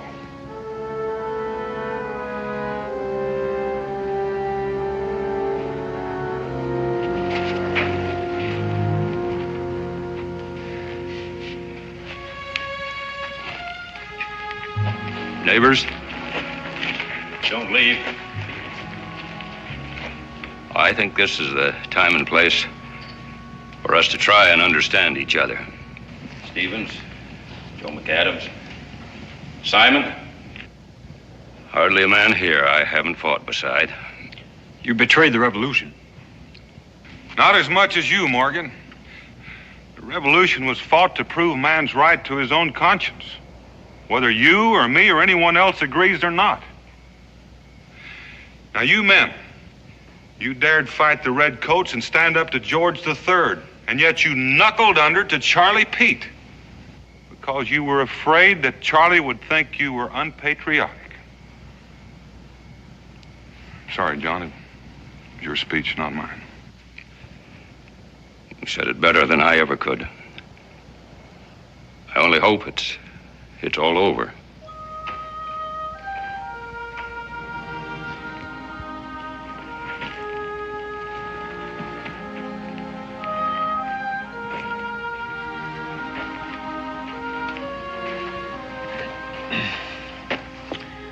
Good night, John. Morgan?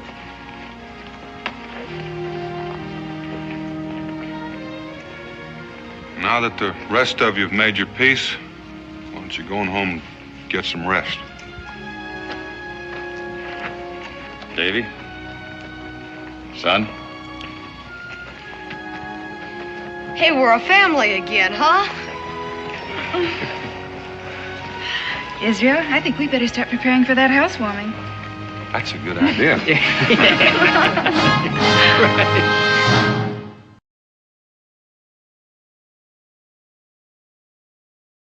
The roof, if he's out of nails.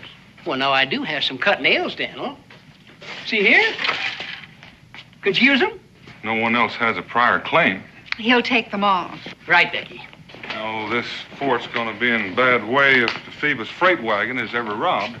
I suppose you're referring to the Cumberland buckaroos. Well, now that you point out, I suppose I am. That freight wagon gets robbed, I'm out of business, just about. You and me and everybody else, this whole settlement won't last through the winter. You all have my word for it. It is not possible. Oh, Daniel, this is Sir Ives Wallace, the King's Marshal, Daniel Boone. Honored. I know of you, Mr. Boone. Well, likewise on both counts, Sir Ives. This is my wife, Rebecca. Mrs. Boone. Sir Ives, you were saying that you didn't think the Phoebus freight wagon could be robbed. Why is that? His Majesty's government have issued a decree. We could tolerate these buckaroos so long as they contented themselves with occasional depredations. They have now passed the bounds of tolerance. They have acquired a new captain. Don't say. I employ detectives. Do you know how much reward His Majesty's government now offer for their apprehension? Not mere pounds. 100 guineas. Gold. Well, you don't think they might give themselves up to collect it? I just about believe I would. No, sir. You should already have fled to other parts. You don't know Dewey? I know the criminal mentality. Above all else, it fears the noose. I've heard that argued. These buckaroos have already fled to escape it without costing the crown a farthing. What I've heard of George III's penny pension, that could be an advantage.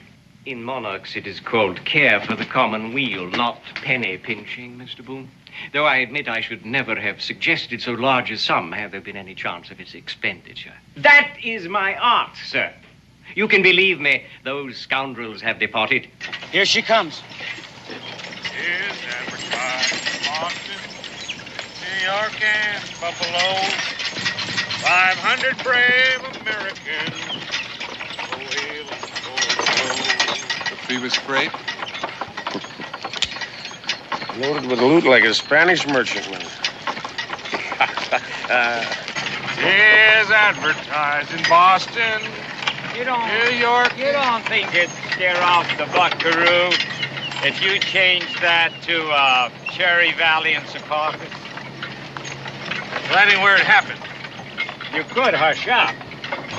I'll hush him up for you. Put that down. I don't mean for that wagon to pass. Well, I don't aim to waste no time on burials. Yours or theirs. You call yourself a buckaroo? Master pirate. Fallen to low estate, but not bereft of dignity. Is that what you call it? To fear the sight of blood? Davy, you were just born to hang. Joe Snag. That's unlucky talk. You're fooling yourself. You Cumberland buckaroos need me. Just wait till we don't, Davy. I'll sop up his gravy. After the hanging.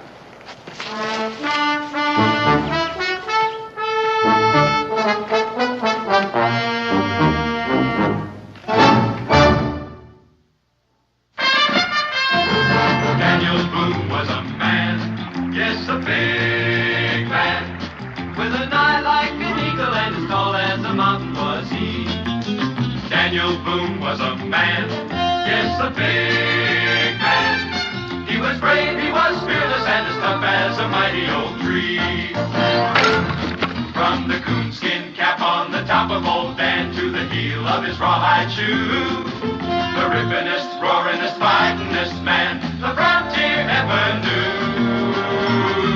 Daniel Boone was a man, yes, a big man, and he fought for America to make all Americans free. What a Boone had to do and what a dream come true was he.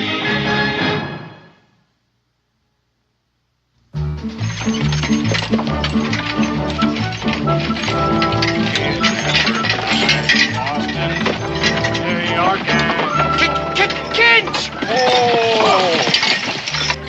Robbed him and hung him. They ain't ever killed before.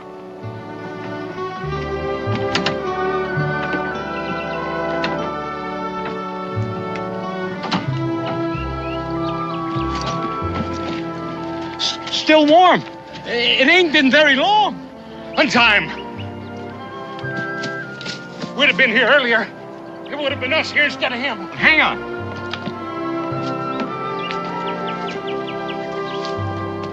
Careful, careful. Let him down gentle. Gentle now.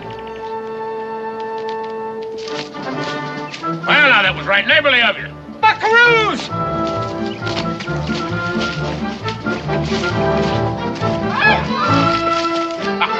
Hey, look at this!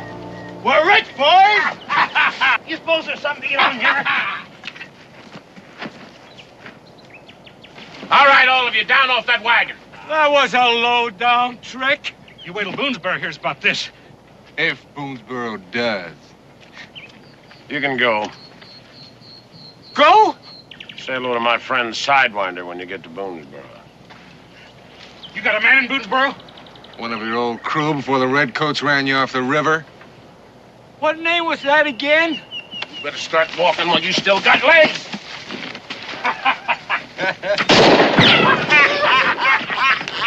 All right, let's get this wagon turned around and out of here before the whole world descends on us.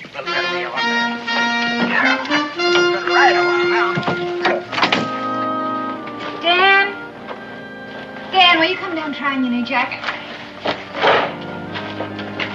I'm sure glad that you called me. Anything to get away from this husband. Dan, we're old married folk. Well, there's nothing more respectable.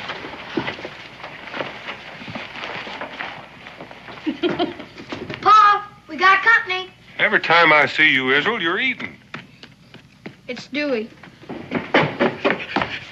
Mr. Ives wants you right back to the tavern. Well, you just tell him I got chores at home.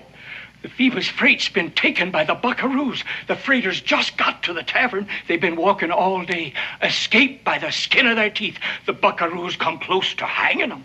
Oh, dear. Now, that ain't the worst by far. Them murderers owned up. They got an accomplice right here in Boonesboro. That's awful. Well, that's true. Why would they want to give away their own man? They dropped the wagon man a powerful hint by accident. Pa, I could find out who he is. You know, I could sneak around like I was playing, and then I could listen to what everybody was saying. You do, young man, and you'll get your hide tanned, and I wouldn't lift a hand to interfere. Now, you tell him that we don't know any spies. He says between you and Cincinnati's keeping store, you know everybody in these parts. He wants you to put 2 and 2 together and come up with who in our midst the traitor is. Can I come, Pa? This is confidential, just between Cincinnatus and your pa. King's marshal's orders. You don't get to that position without your being shrewd, even if you are a sir. Well, I shouldn't be long. There from the tree he swings, wall-eyed as a horse in fit, tongue hanging out, face as black as night. Tongue lolling out, face black as night. Right. Sam, this. It just seems like there's nothing but robberies around here lately. It was one of their own men. So you went up to cut him down. His pals grabbed the wagon. He came to life again, and you took to your heels. No, sir, I'm a freight man. I fought for that wagon. That's what I'm paid for. That captain was bloodthirsty.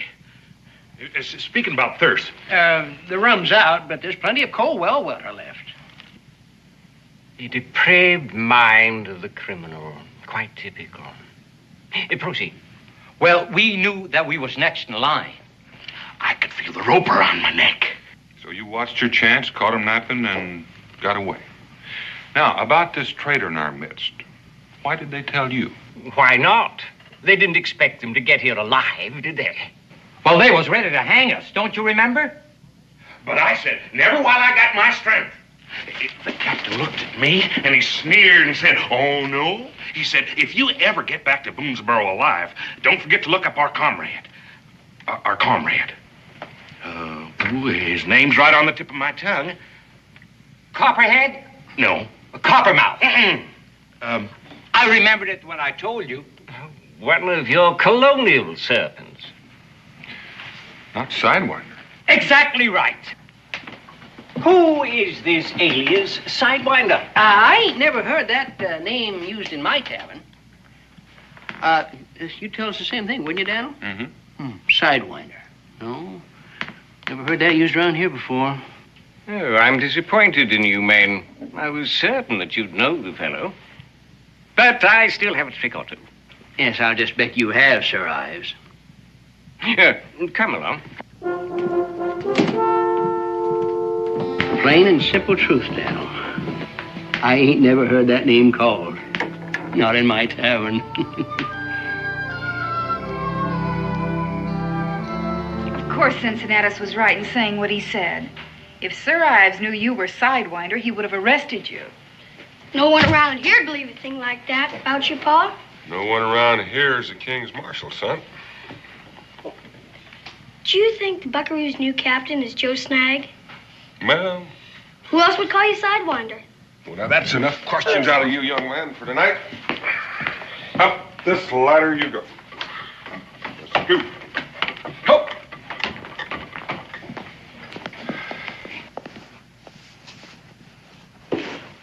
Maybe Joe Snag is in trouble. And his dropping the name Sidewinder was a signal that he needed some help. Well, he's never been in such a jam before that he needed to call for help. Maybe it's just his way of sending greetings or an invitation to a fight. Or maybe he figures on getting even with me for tricking him into getting my furs back from those fur thieves. They were your furs. Yeah, but I felt like the pirate. And when Joe escaped the noose, When you helped him escape. well, whether I did or I didn't, I still got to get that wagon back. Not alone. That's the only way. Dan, there isn't a man in this settlement whose existence isn't dependent upon what's in that wagon. Now, any one of them would be glad to help. Well, when they get that wagon back, then they'll want to hang whoever took it. And if it is Joe, I wouldn't want to see him get hurt. And if it isn't? Well, then I might have a little trouble on my hands. I'd feel much better if you took someone along. Two of us to handle one measly bunch of buckaroos while we'd embarrass Kentucky. I don't care who you embarrass. I don't want to see you go alone. Pa can handle any amount of buckaroos. And you get back to bed, young man. Yes, ma'am. Well, now, that was nice. I am glad to see that somebody around here has a little faith in me. That isn't what I meant, and you know it. Well, then you stop worrying about me. What makes you think I'm worrying about you? Worrying about that roof you said you'd fix.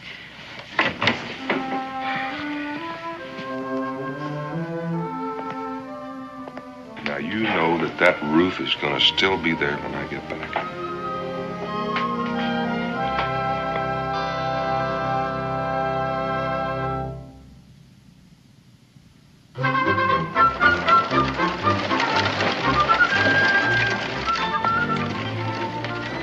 Ma? Yes? What is it, Israel? What do you suppose he wants so early in the morning? I don't know, but I could probably guess. Now, Israel, don't say anything to offend him. I'll try not to.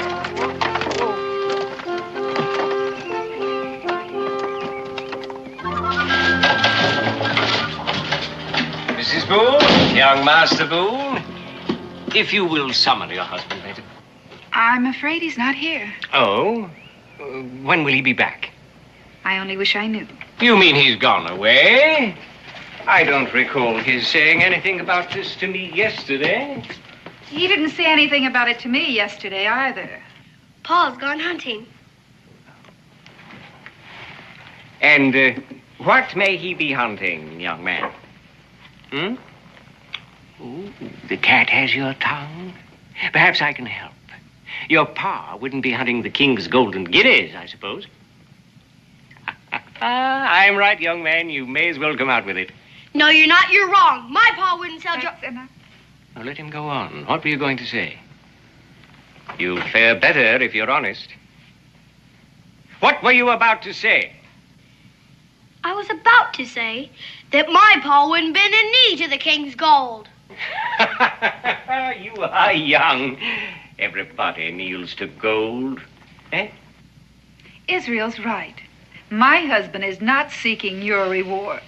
Splendid. Then he won't mind if I appoint him a temporary deputy, ineligible to receive reward. How can you do that without him even knowing? Equerry, I'm sending a dispatch to headquarters.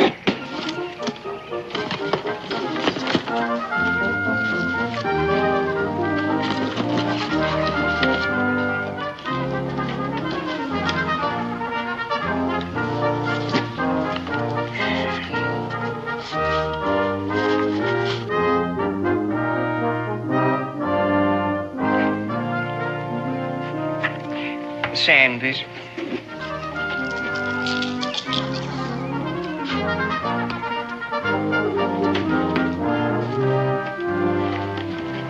I wish the record clear when Mr. Boone returns with the Cumberland buckaroos, with his hand out for the guineas. I intend to hang those scoundrels here as soon as they arrive.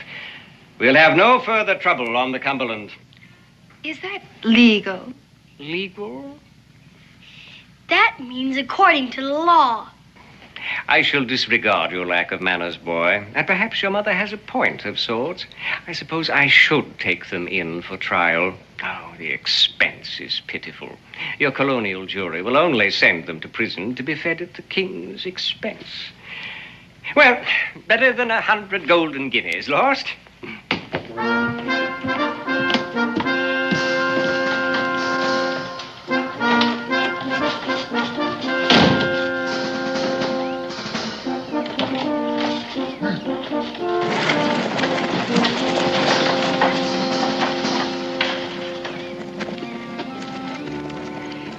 In Boonesboro without a trial, indeed.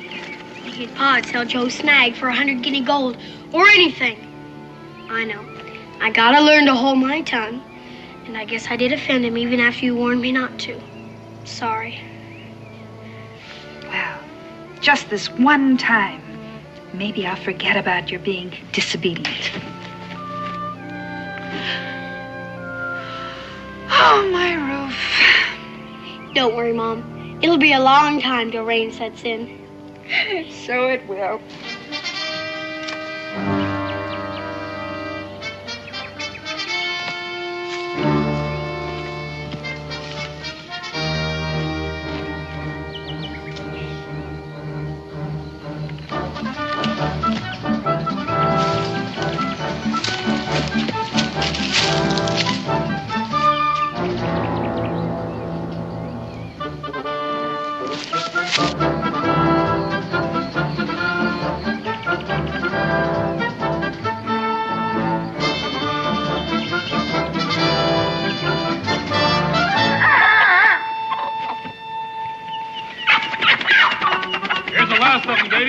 Wait a minute. Oh, you feel?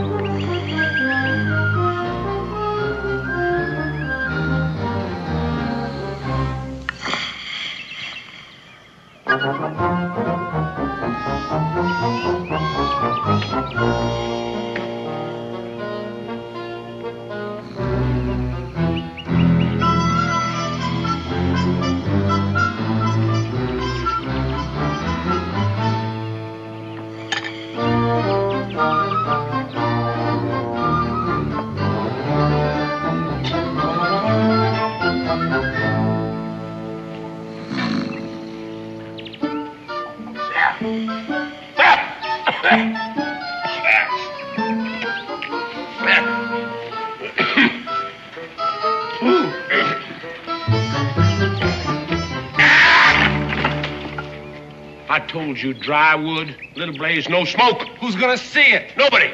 Do as I order. I don't have to take no orders from you. Well, you do unless you want to find your own way to the hangman. When my day comes, don't ask for no mercy. Yeah, well, you just start from scratch and do it right. And you just might live till your day comes.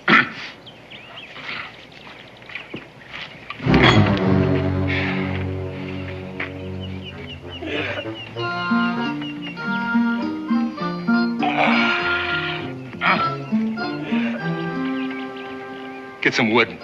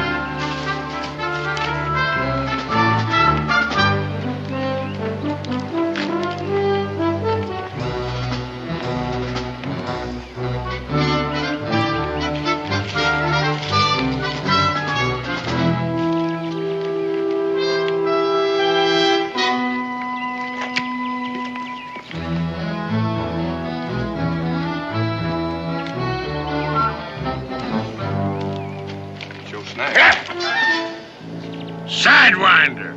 I thought that was your back I was looking at. Hey, let me embrace you. Not until you lower those pistols. Hey, why not? As soon as you lower that there rifle. Hey, did you come after the wagon? Uh-huh. Oh, there ain't a man in all creation hurts me worse to say no to than you. Nevertheless, I've got to take it back with you. Well, now you hear my story, then you'll be on my side. Go ahead. You take it better if you're sitting down. I'll do the best I can right here. All right, but it sure is tragic. You remember that district governor I told you about? One I relieved of all his earthly possessions when he's on his way up to Canada? You loaned me some of his fancy London-made clothes? Loaned them to you? I give them to you. Give you a gift out of pure friendship. Well, anyway, he turned out to be the vengefulest, worst-humoredest rich man I ever despoiled in all my business life. Well, they're apt to be. Well, in the dead of night, he come at me with redcoats and cannons. Now, them redcoats we could have swallowed. But them cannons are roaring all around us. My house despoiled, all my boats were sunk, my men scattered to the winds. And you joined up with these sleazy bunkaroos. Oh, don't think I ain't embarrassed. Joe Snag, master private, original, untainted, non-Periel, a-living off them grubby settlers and all their dirty-faced kids and spouses. Well, you'll feel better when I take their own back to them. Now, wait. That wagon got 300-400 pounds of money value. Enough to set my house right, and for me again to be the master pirate that the good Lord in all his wisdom intended for me to be. With a crew of buckaroos. I wouldn't allow them on my river. And they won't let you make off with that wagon. Well, I can't do it by myself, but we can. Half for me and the other half you take back to them settlers. Joe Snag, you never were ungenerous. Well, I mean, I could round up all my poor forsaken men, you know, Little Priest and Blue Belly. They was friends of yours, too. You remember them. If that freight were only mine to give. You adamant? I'm adamant. Stalemate.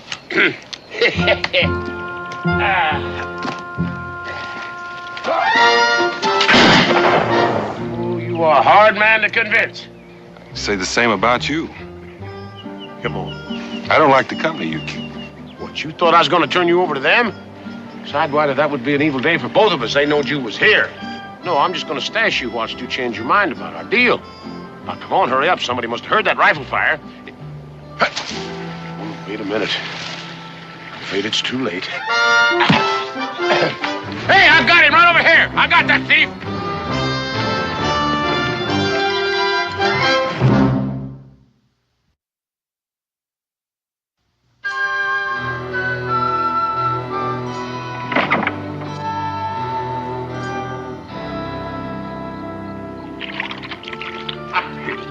Look out there, boy. You're going to choke on that bum.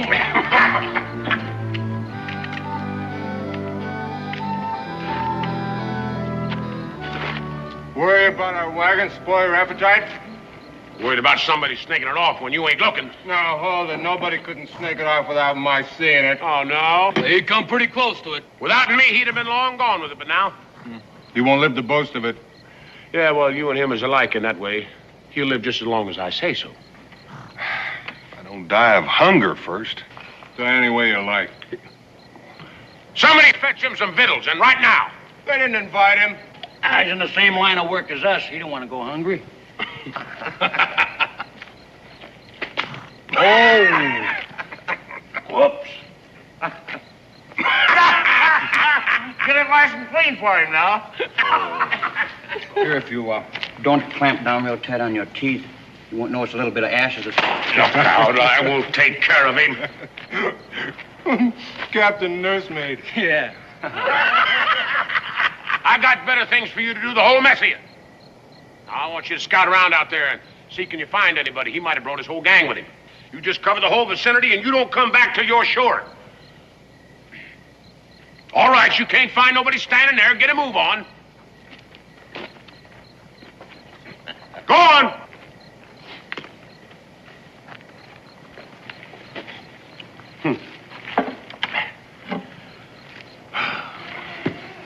He ain't very harness broke. Yeah, him and smallpox. Hey, don't you eat that. Get you something fresh.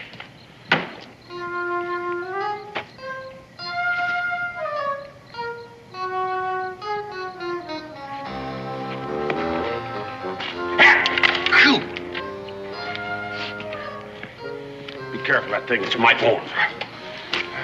You'd do better if you'd untie him. Well, all you got to do is say the word. It kind of sticks in my craw. Sidewinder, won't you be reasonable? What? All four of them? Well, that'll be Davy. He's the only one don't take orders. He's leaving us. Well, listen, I'll just be back directly if I don't get ambushed on the way, all right? If you don't come back, I'll never call you friend again. Here. Oh, here. Do the best you can with that. And don't spill a drop.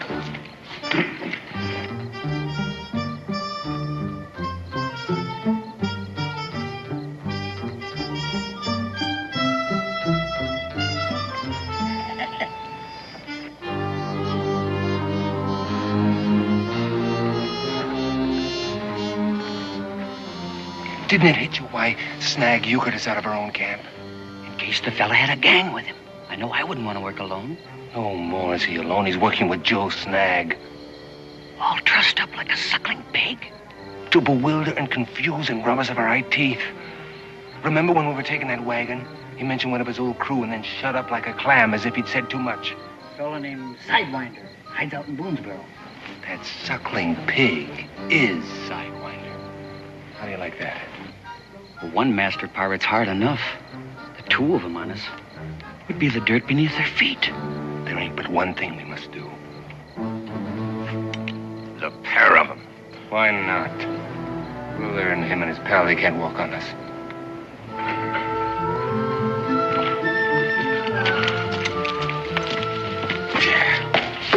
Hadn't it been for you, we'd be on our way now. Happy as beggars on a holiday and rich as a pair of lords. They coming to do you in. Go on, get out of here. How about you? They'll know you let me go. Anytime Joe Snag can't talk his way out of the clutches of common buckaroos, here, take this. Go on now. Joe Snag, I don't own you. Yeah? Well, then you stop plotting to rob me. Leave my wagon be, huh?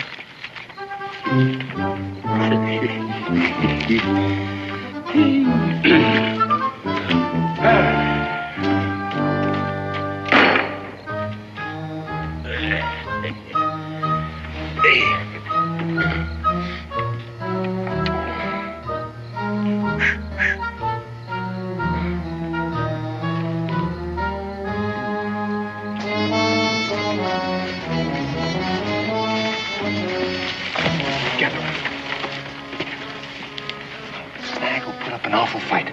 Now, you three grab him and hold him. I'll take care of Suckling Pig. Now, wait till I give the word. Go on in, Davy. Rush it!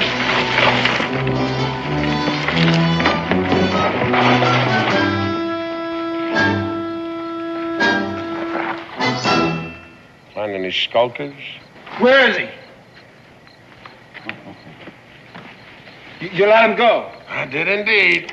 Then what did I tell you? That he was one of my old river crew. Come to work with me again, you buckaroos.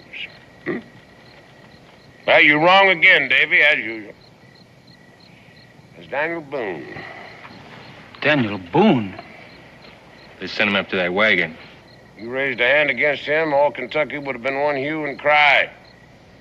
I let him go to save your no-good rotten hides. That's how I've been working agin you. By gullies. By gullies. Kentucky don't care what we do to you. Oh, well, we've been through all that before, ain't we? Not the same. At that time, we still needed you. Bottle, fetch a rope. You'll soon see who of us was born to hang.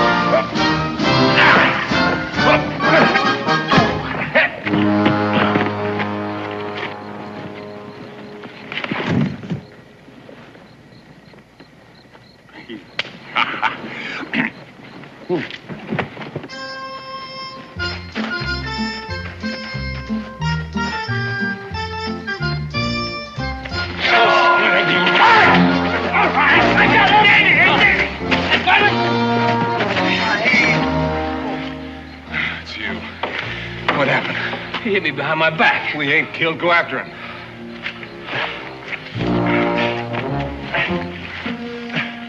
What about you? Someone's gonna grab the wagon.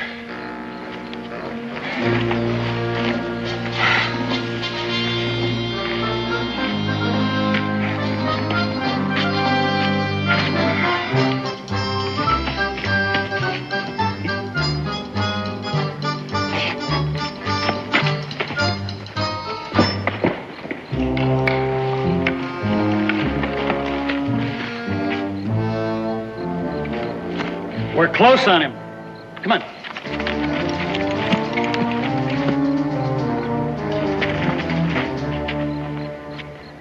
Now which way, Dumas? He's got to be that way. Well, what are we waiting for? Come on, we can't miss him.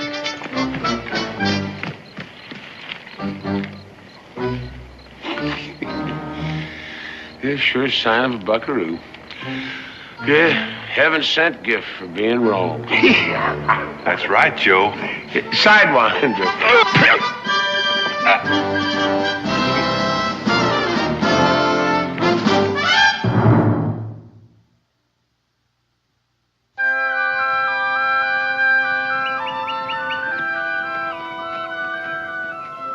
I'm so dad-blang hungry I could eat a skunk.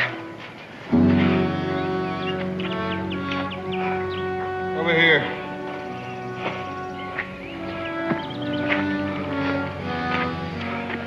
Resting while we sweat? You're as bad as a pirate.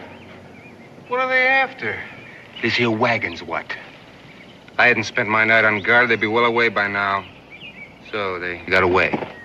It's like the ground opened up and swallowed him. That means they rendezvous with Boone. Boone's worse than a cussing engine for hiding out. Puddle, hitch up the horses. Let's get this wagon loaded. We've been up all night without any breakfast. Yeah, we gotta get this move before they finish theirs and come calling. Makes me blood run red, man.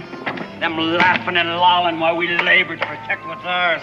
Stop beeping and get this stuff up here.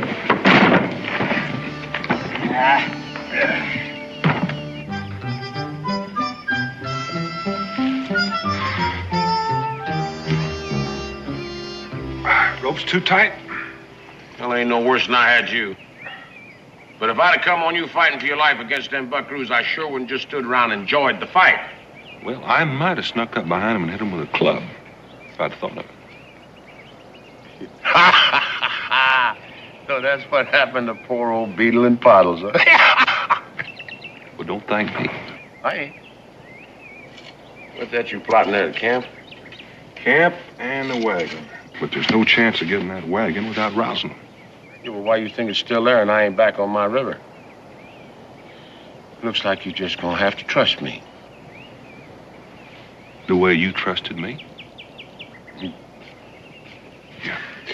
Reckon I'll have to.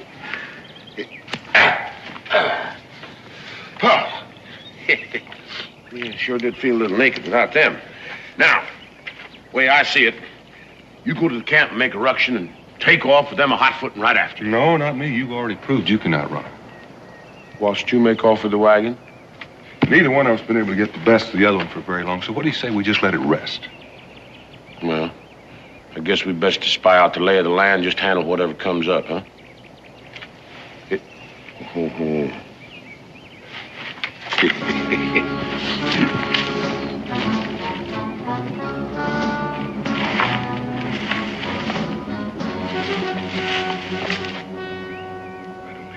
Walk soft. It may be an ambush.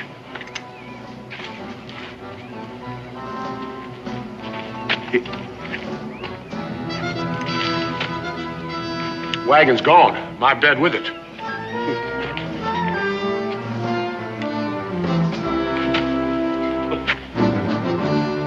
They didn't even leave me nothing to wear. Well, they're out of hunting me. We're in luck there. You may call it that. That's why I say a pirate should never associate with buckaroos. They learn. Yeah? Well, they's getting away while you was busy mistrusting me. Well, leastwise, you left us a good track to follow. And while we're talking, they're traveling. What we need to do is head them off. Well, that's going to be mighty hard to do. There's two valleys leading out here, side by side, and you can't see one from the other. Now, I don't know which one they took. Yeah. I reckon we'll have to split up. Yeah, well, if you spot them first, you fire a shot and let me know, and I'll do the same, huh? 5 to 1, that whichever spots him first is going to have to holler for help from the other one. Yeah. Well, you take the north line. Yeah.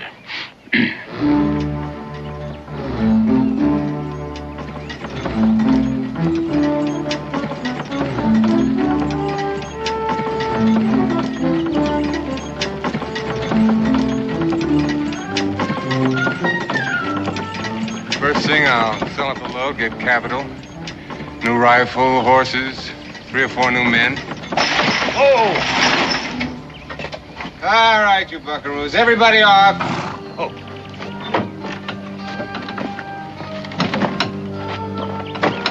be 8 or 9 new men. The name of Davy Rock will be historical.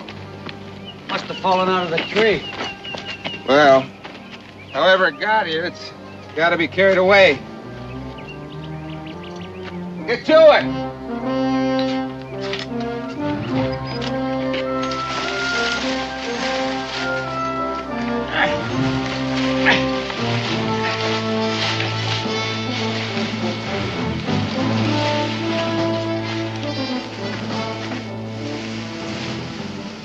Anytime, Davy.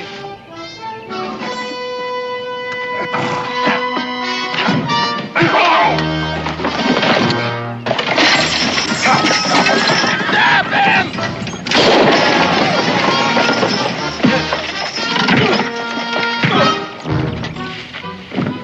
Parker, he did fire.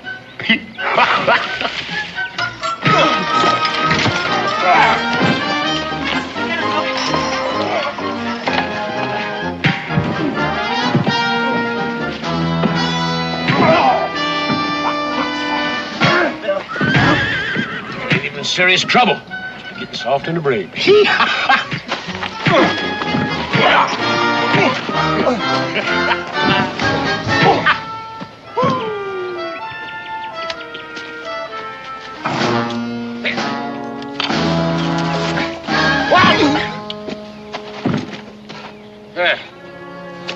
Looks like you need some rest. Friends are beginning to wake up. All right, on your bellies, faces down. Here, you, get over there. Come on, you two. There. I'd best get you in some shade. That sun's gonna addle your brain.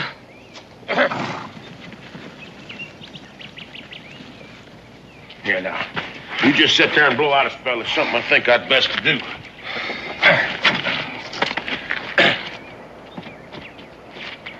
Hey, Davy, I want you to tie them rascals up now. Come on. Tie him up. Good and snug. Here. There you go. Hey, come on, get up there.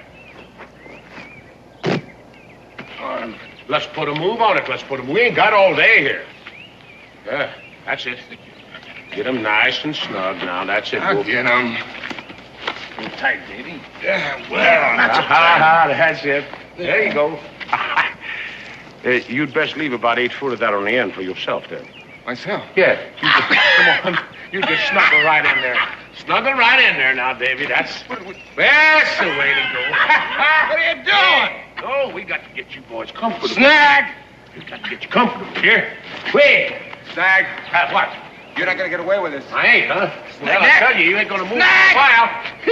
You ain't going to move for a while, that's for come sure. on, Snag, get you choke. That's enough. Snag! Now get your little paws up. Come on, get him up to it. That's a good boy. Oh, wait a minute. Whoop. Now. Hey, now don't you try to move, or I'm going to shoot you on top of it. Well, I sure do feel mean leaving you here like this. Leaving me? Yeah, well, of course, now I could take you in a wagon, but that'd mean tying you up. The same as I would you. Yeah.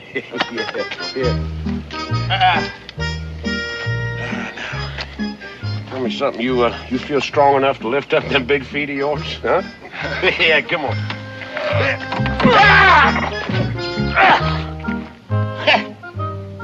You know, sick as you be, you ought not to exert yourself like that.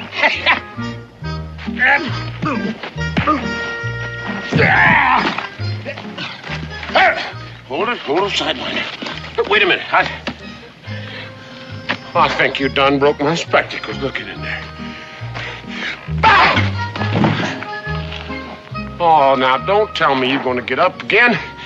Well, you must have hide thick on the barn board. Huh?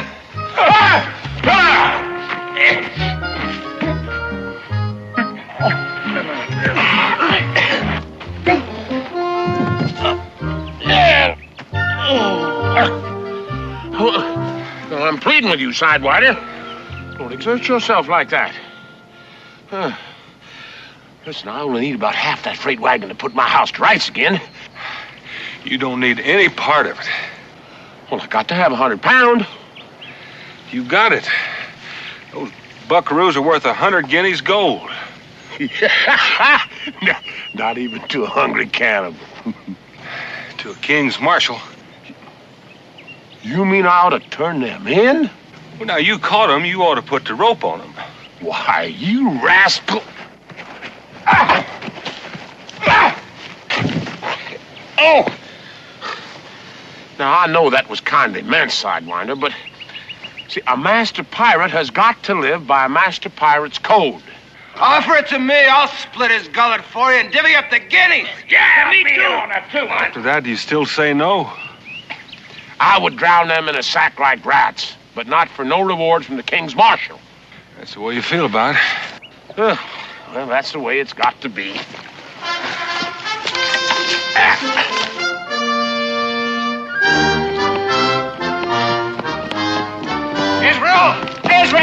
Israel! Sir Ives ain't already been here and gone, has he? Looks like he's coming now. Well, Pa said I'm not supposed to let you in. but if it hadn't been for us, would there be no... He said if you did come, you could sit down right there if you stay invisible and silent. He wants to hog the glory for himself.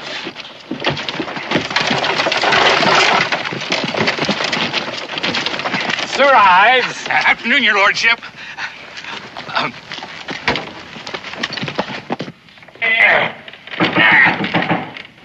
That's Sir Ives. Just a minute. Will you get that silly rag off of me? When I sweat, I don't want it stopping up my neck. Will you hold still? What? Ain't you afraid I'm going to escape? Yeah, well, I guess not. Not with the king's marshal standing right there at the door. All right, let's go. Coming, Sir Ives.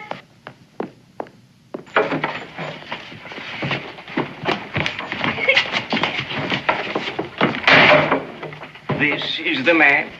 I never thought you'd do this to me. To you, I am the sufferer. This is the hero who captured the Cumberland buckaroos. What were you doing at the time?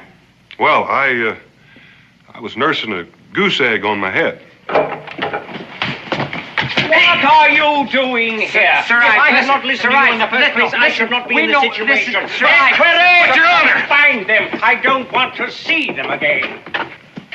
I'm not going to let you get away with this. Now, I'm warning you. You're going to let me go to prison for complicity? Is that the master pirate's code? My hands are tied. Well, let's get this over with. Deputy Boone, you seem to have extracted 100 golden guineas from the royal purse, despite your duty to His Majesty. So it seems. In the King's name, I congratulate you, sir.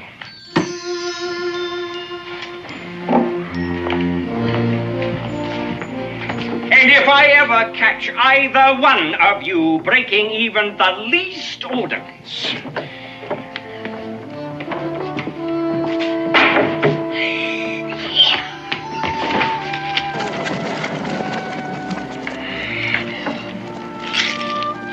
Rhyme-a-nettly. Don't get too attached, boy.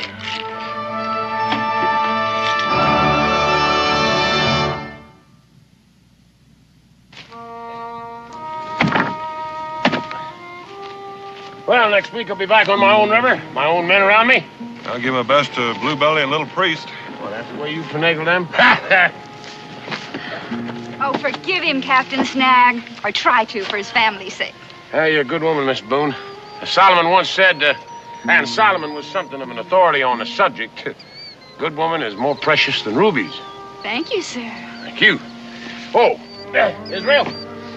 Make sure you get that roof of your mother's house fixed now. Yes, sir. And if you ever find yourself over at my footbridge, you just walk on in there and make yourself welcome. Sure wish I could come with you. Well, as much as you take after your father here, there's a pirate in you. Just needs rightening some. Sidewinder, I aim to be square with you before I'm done. I believe you will be, Joe Snag.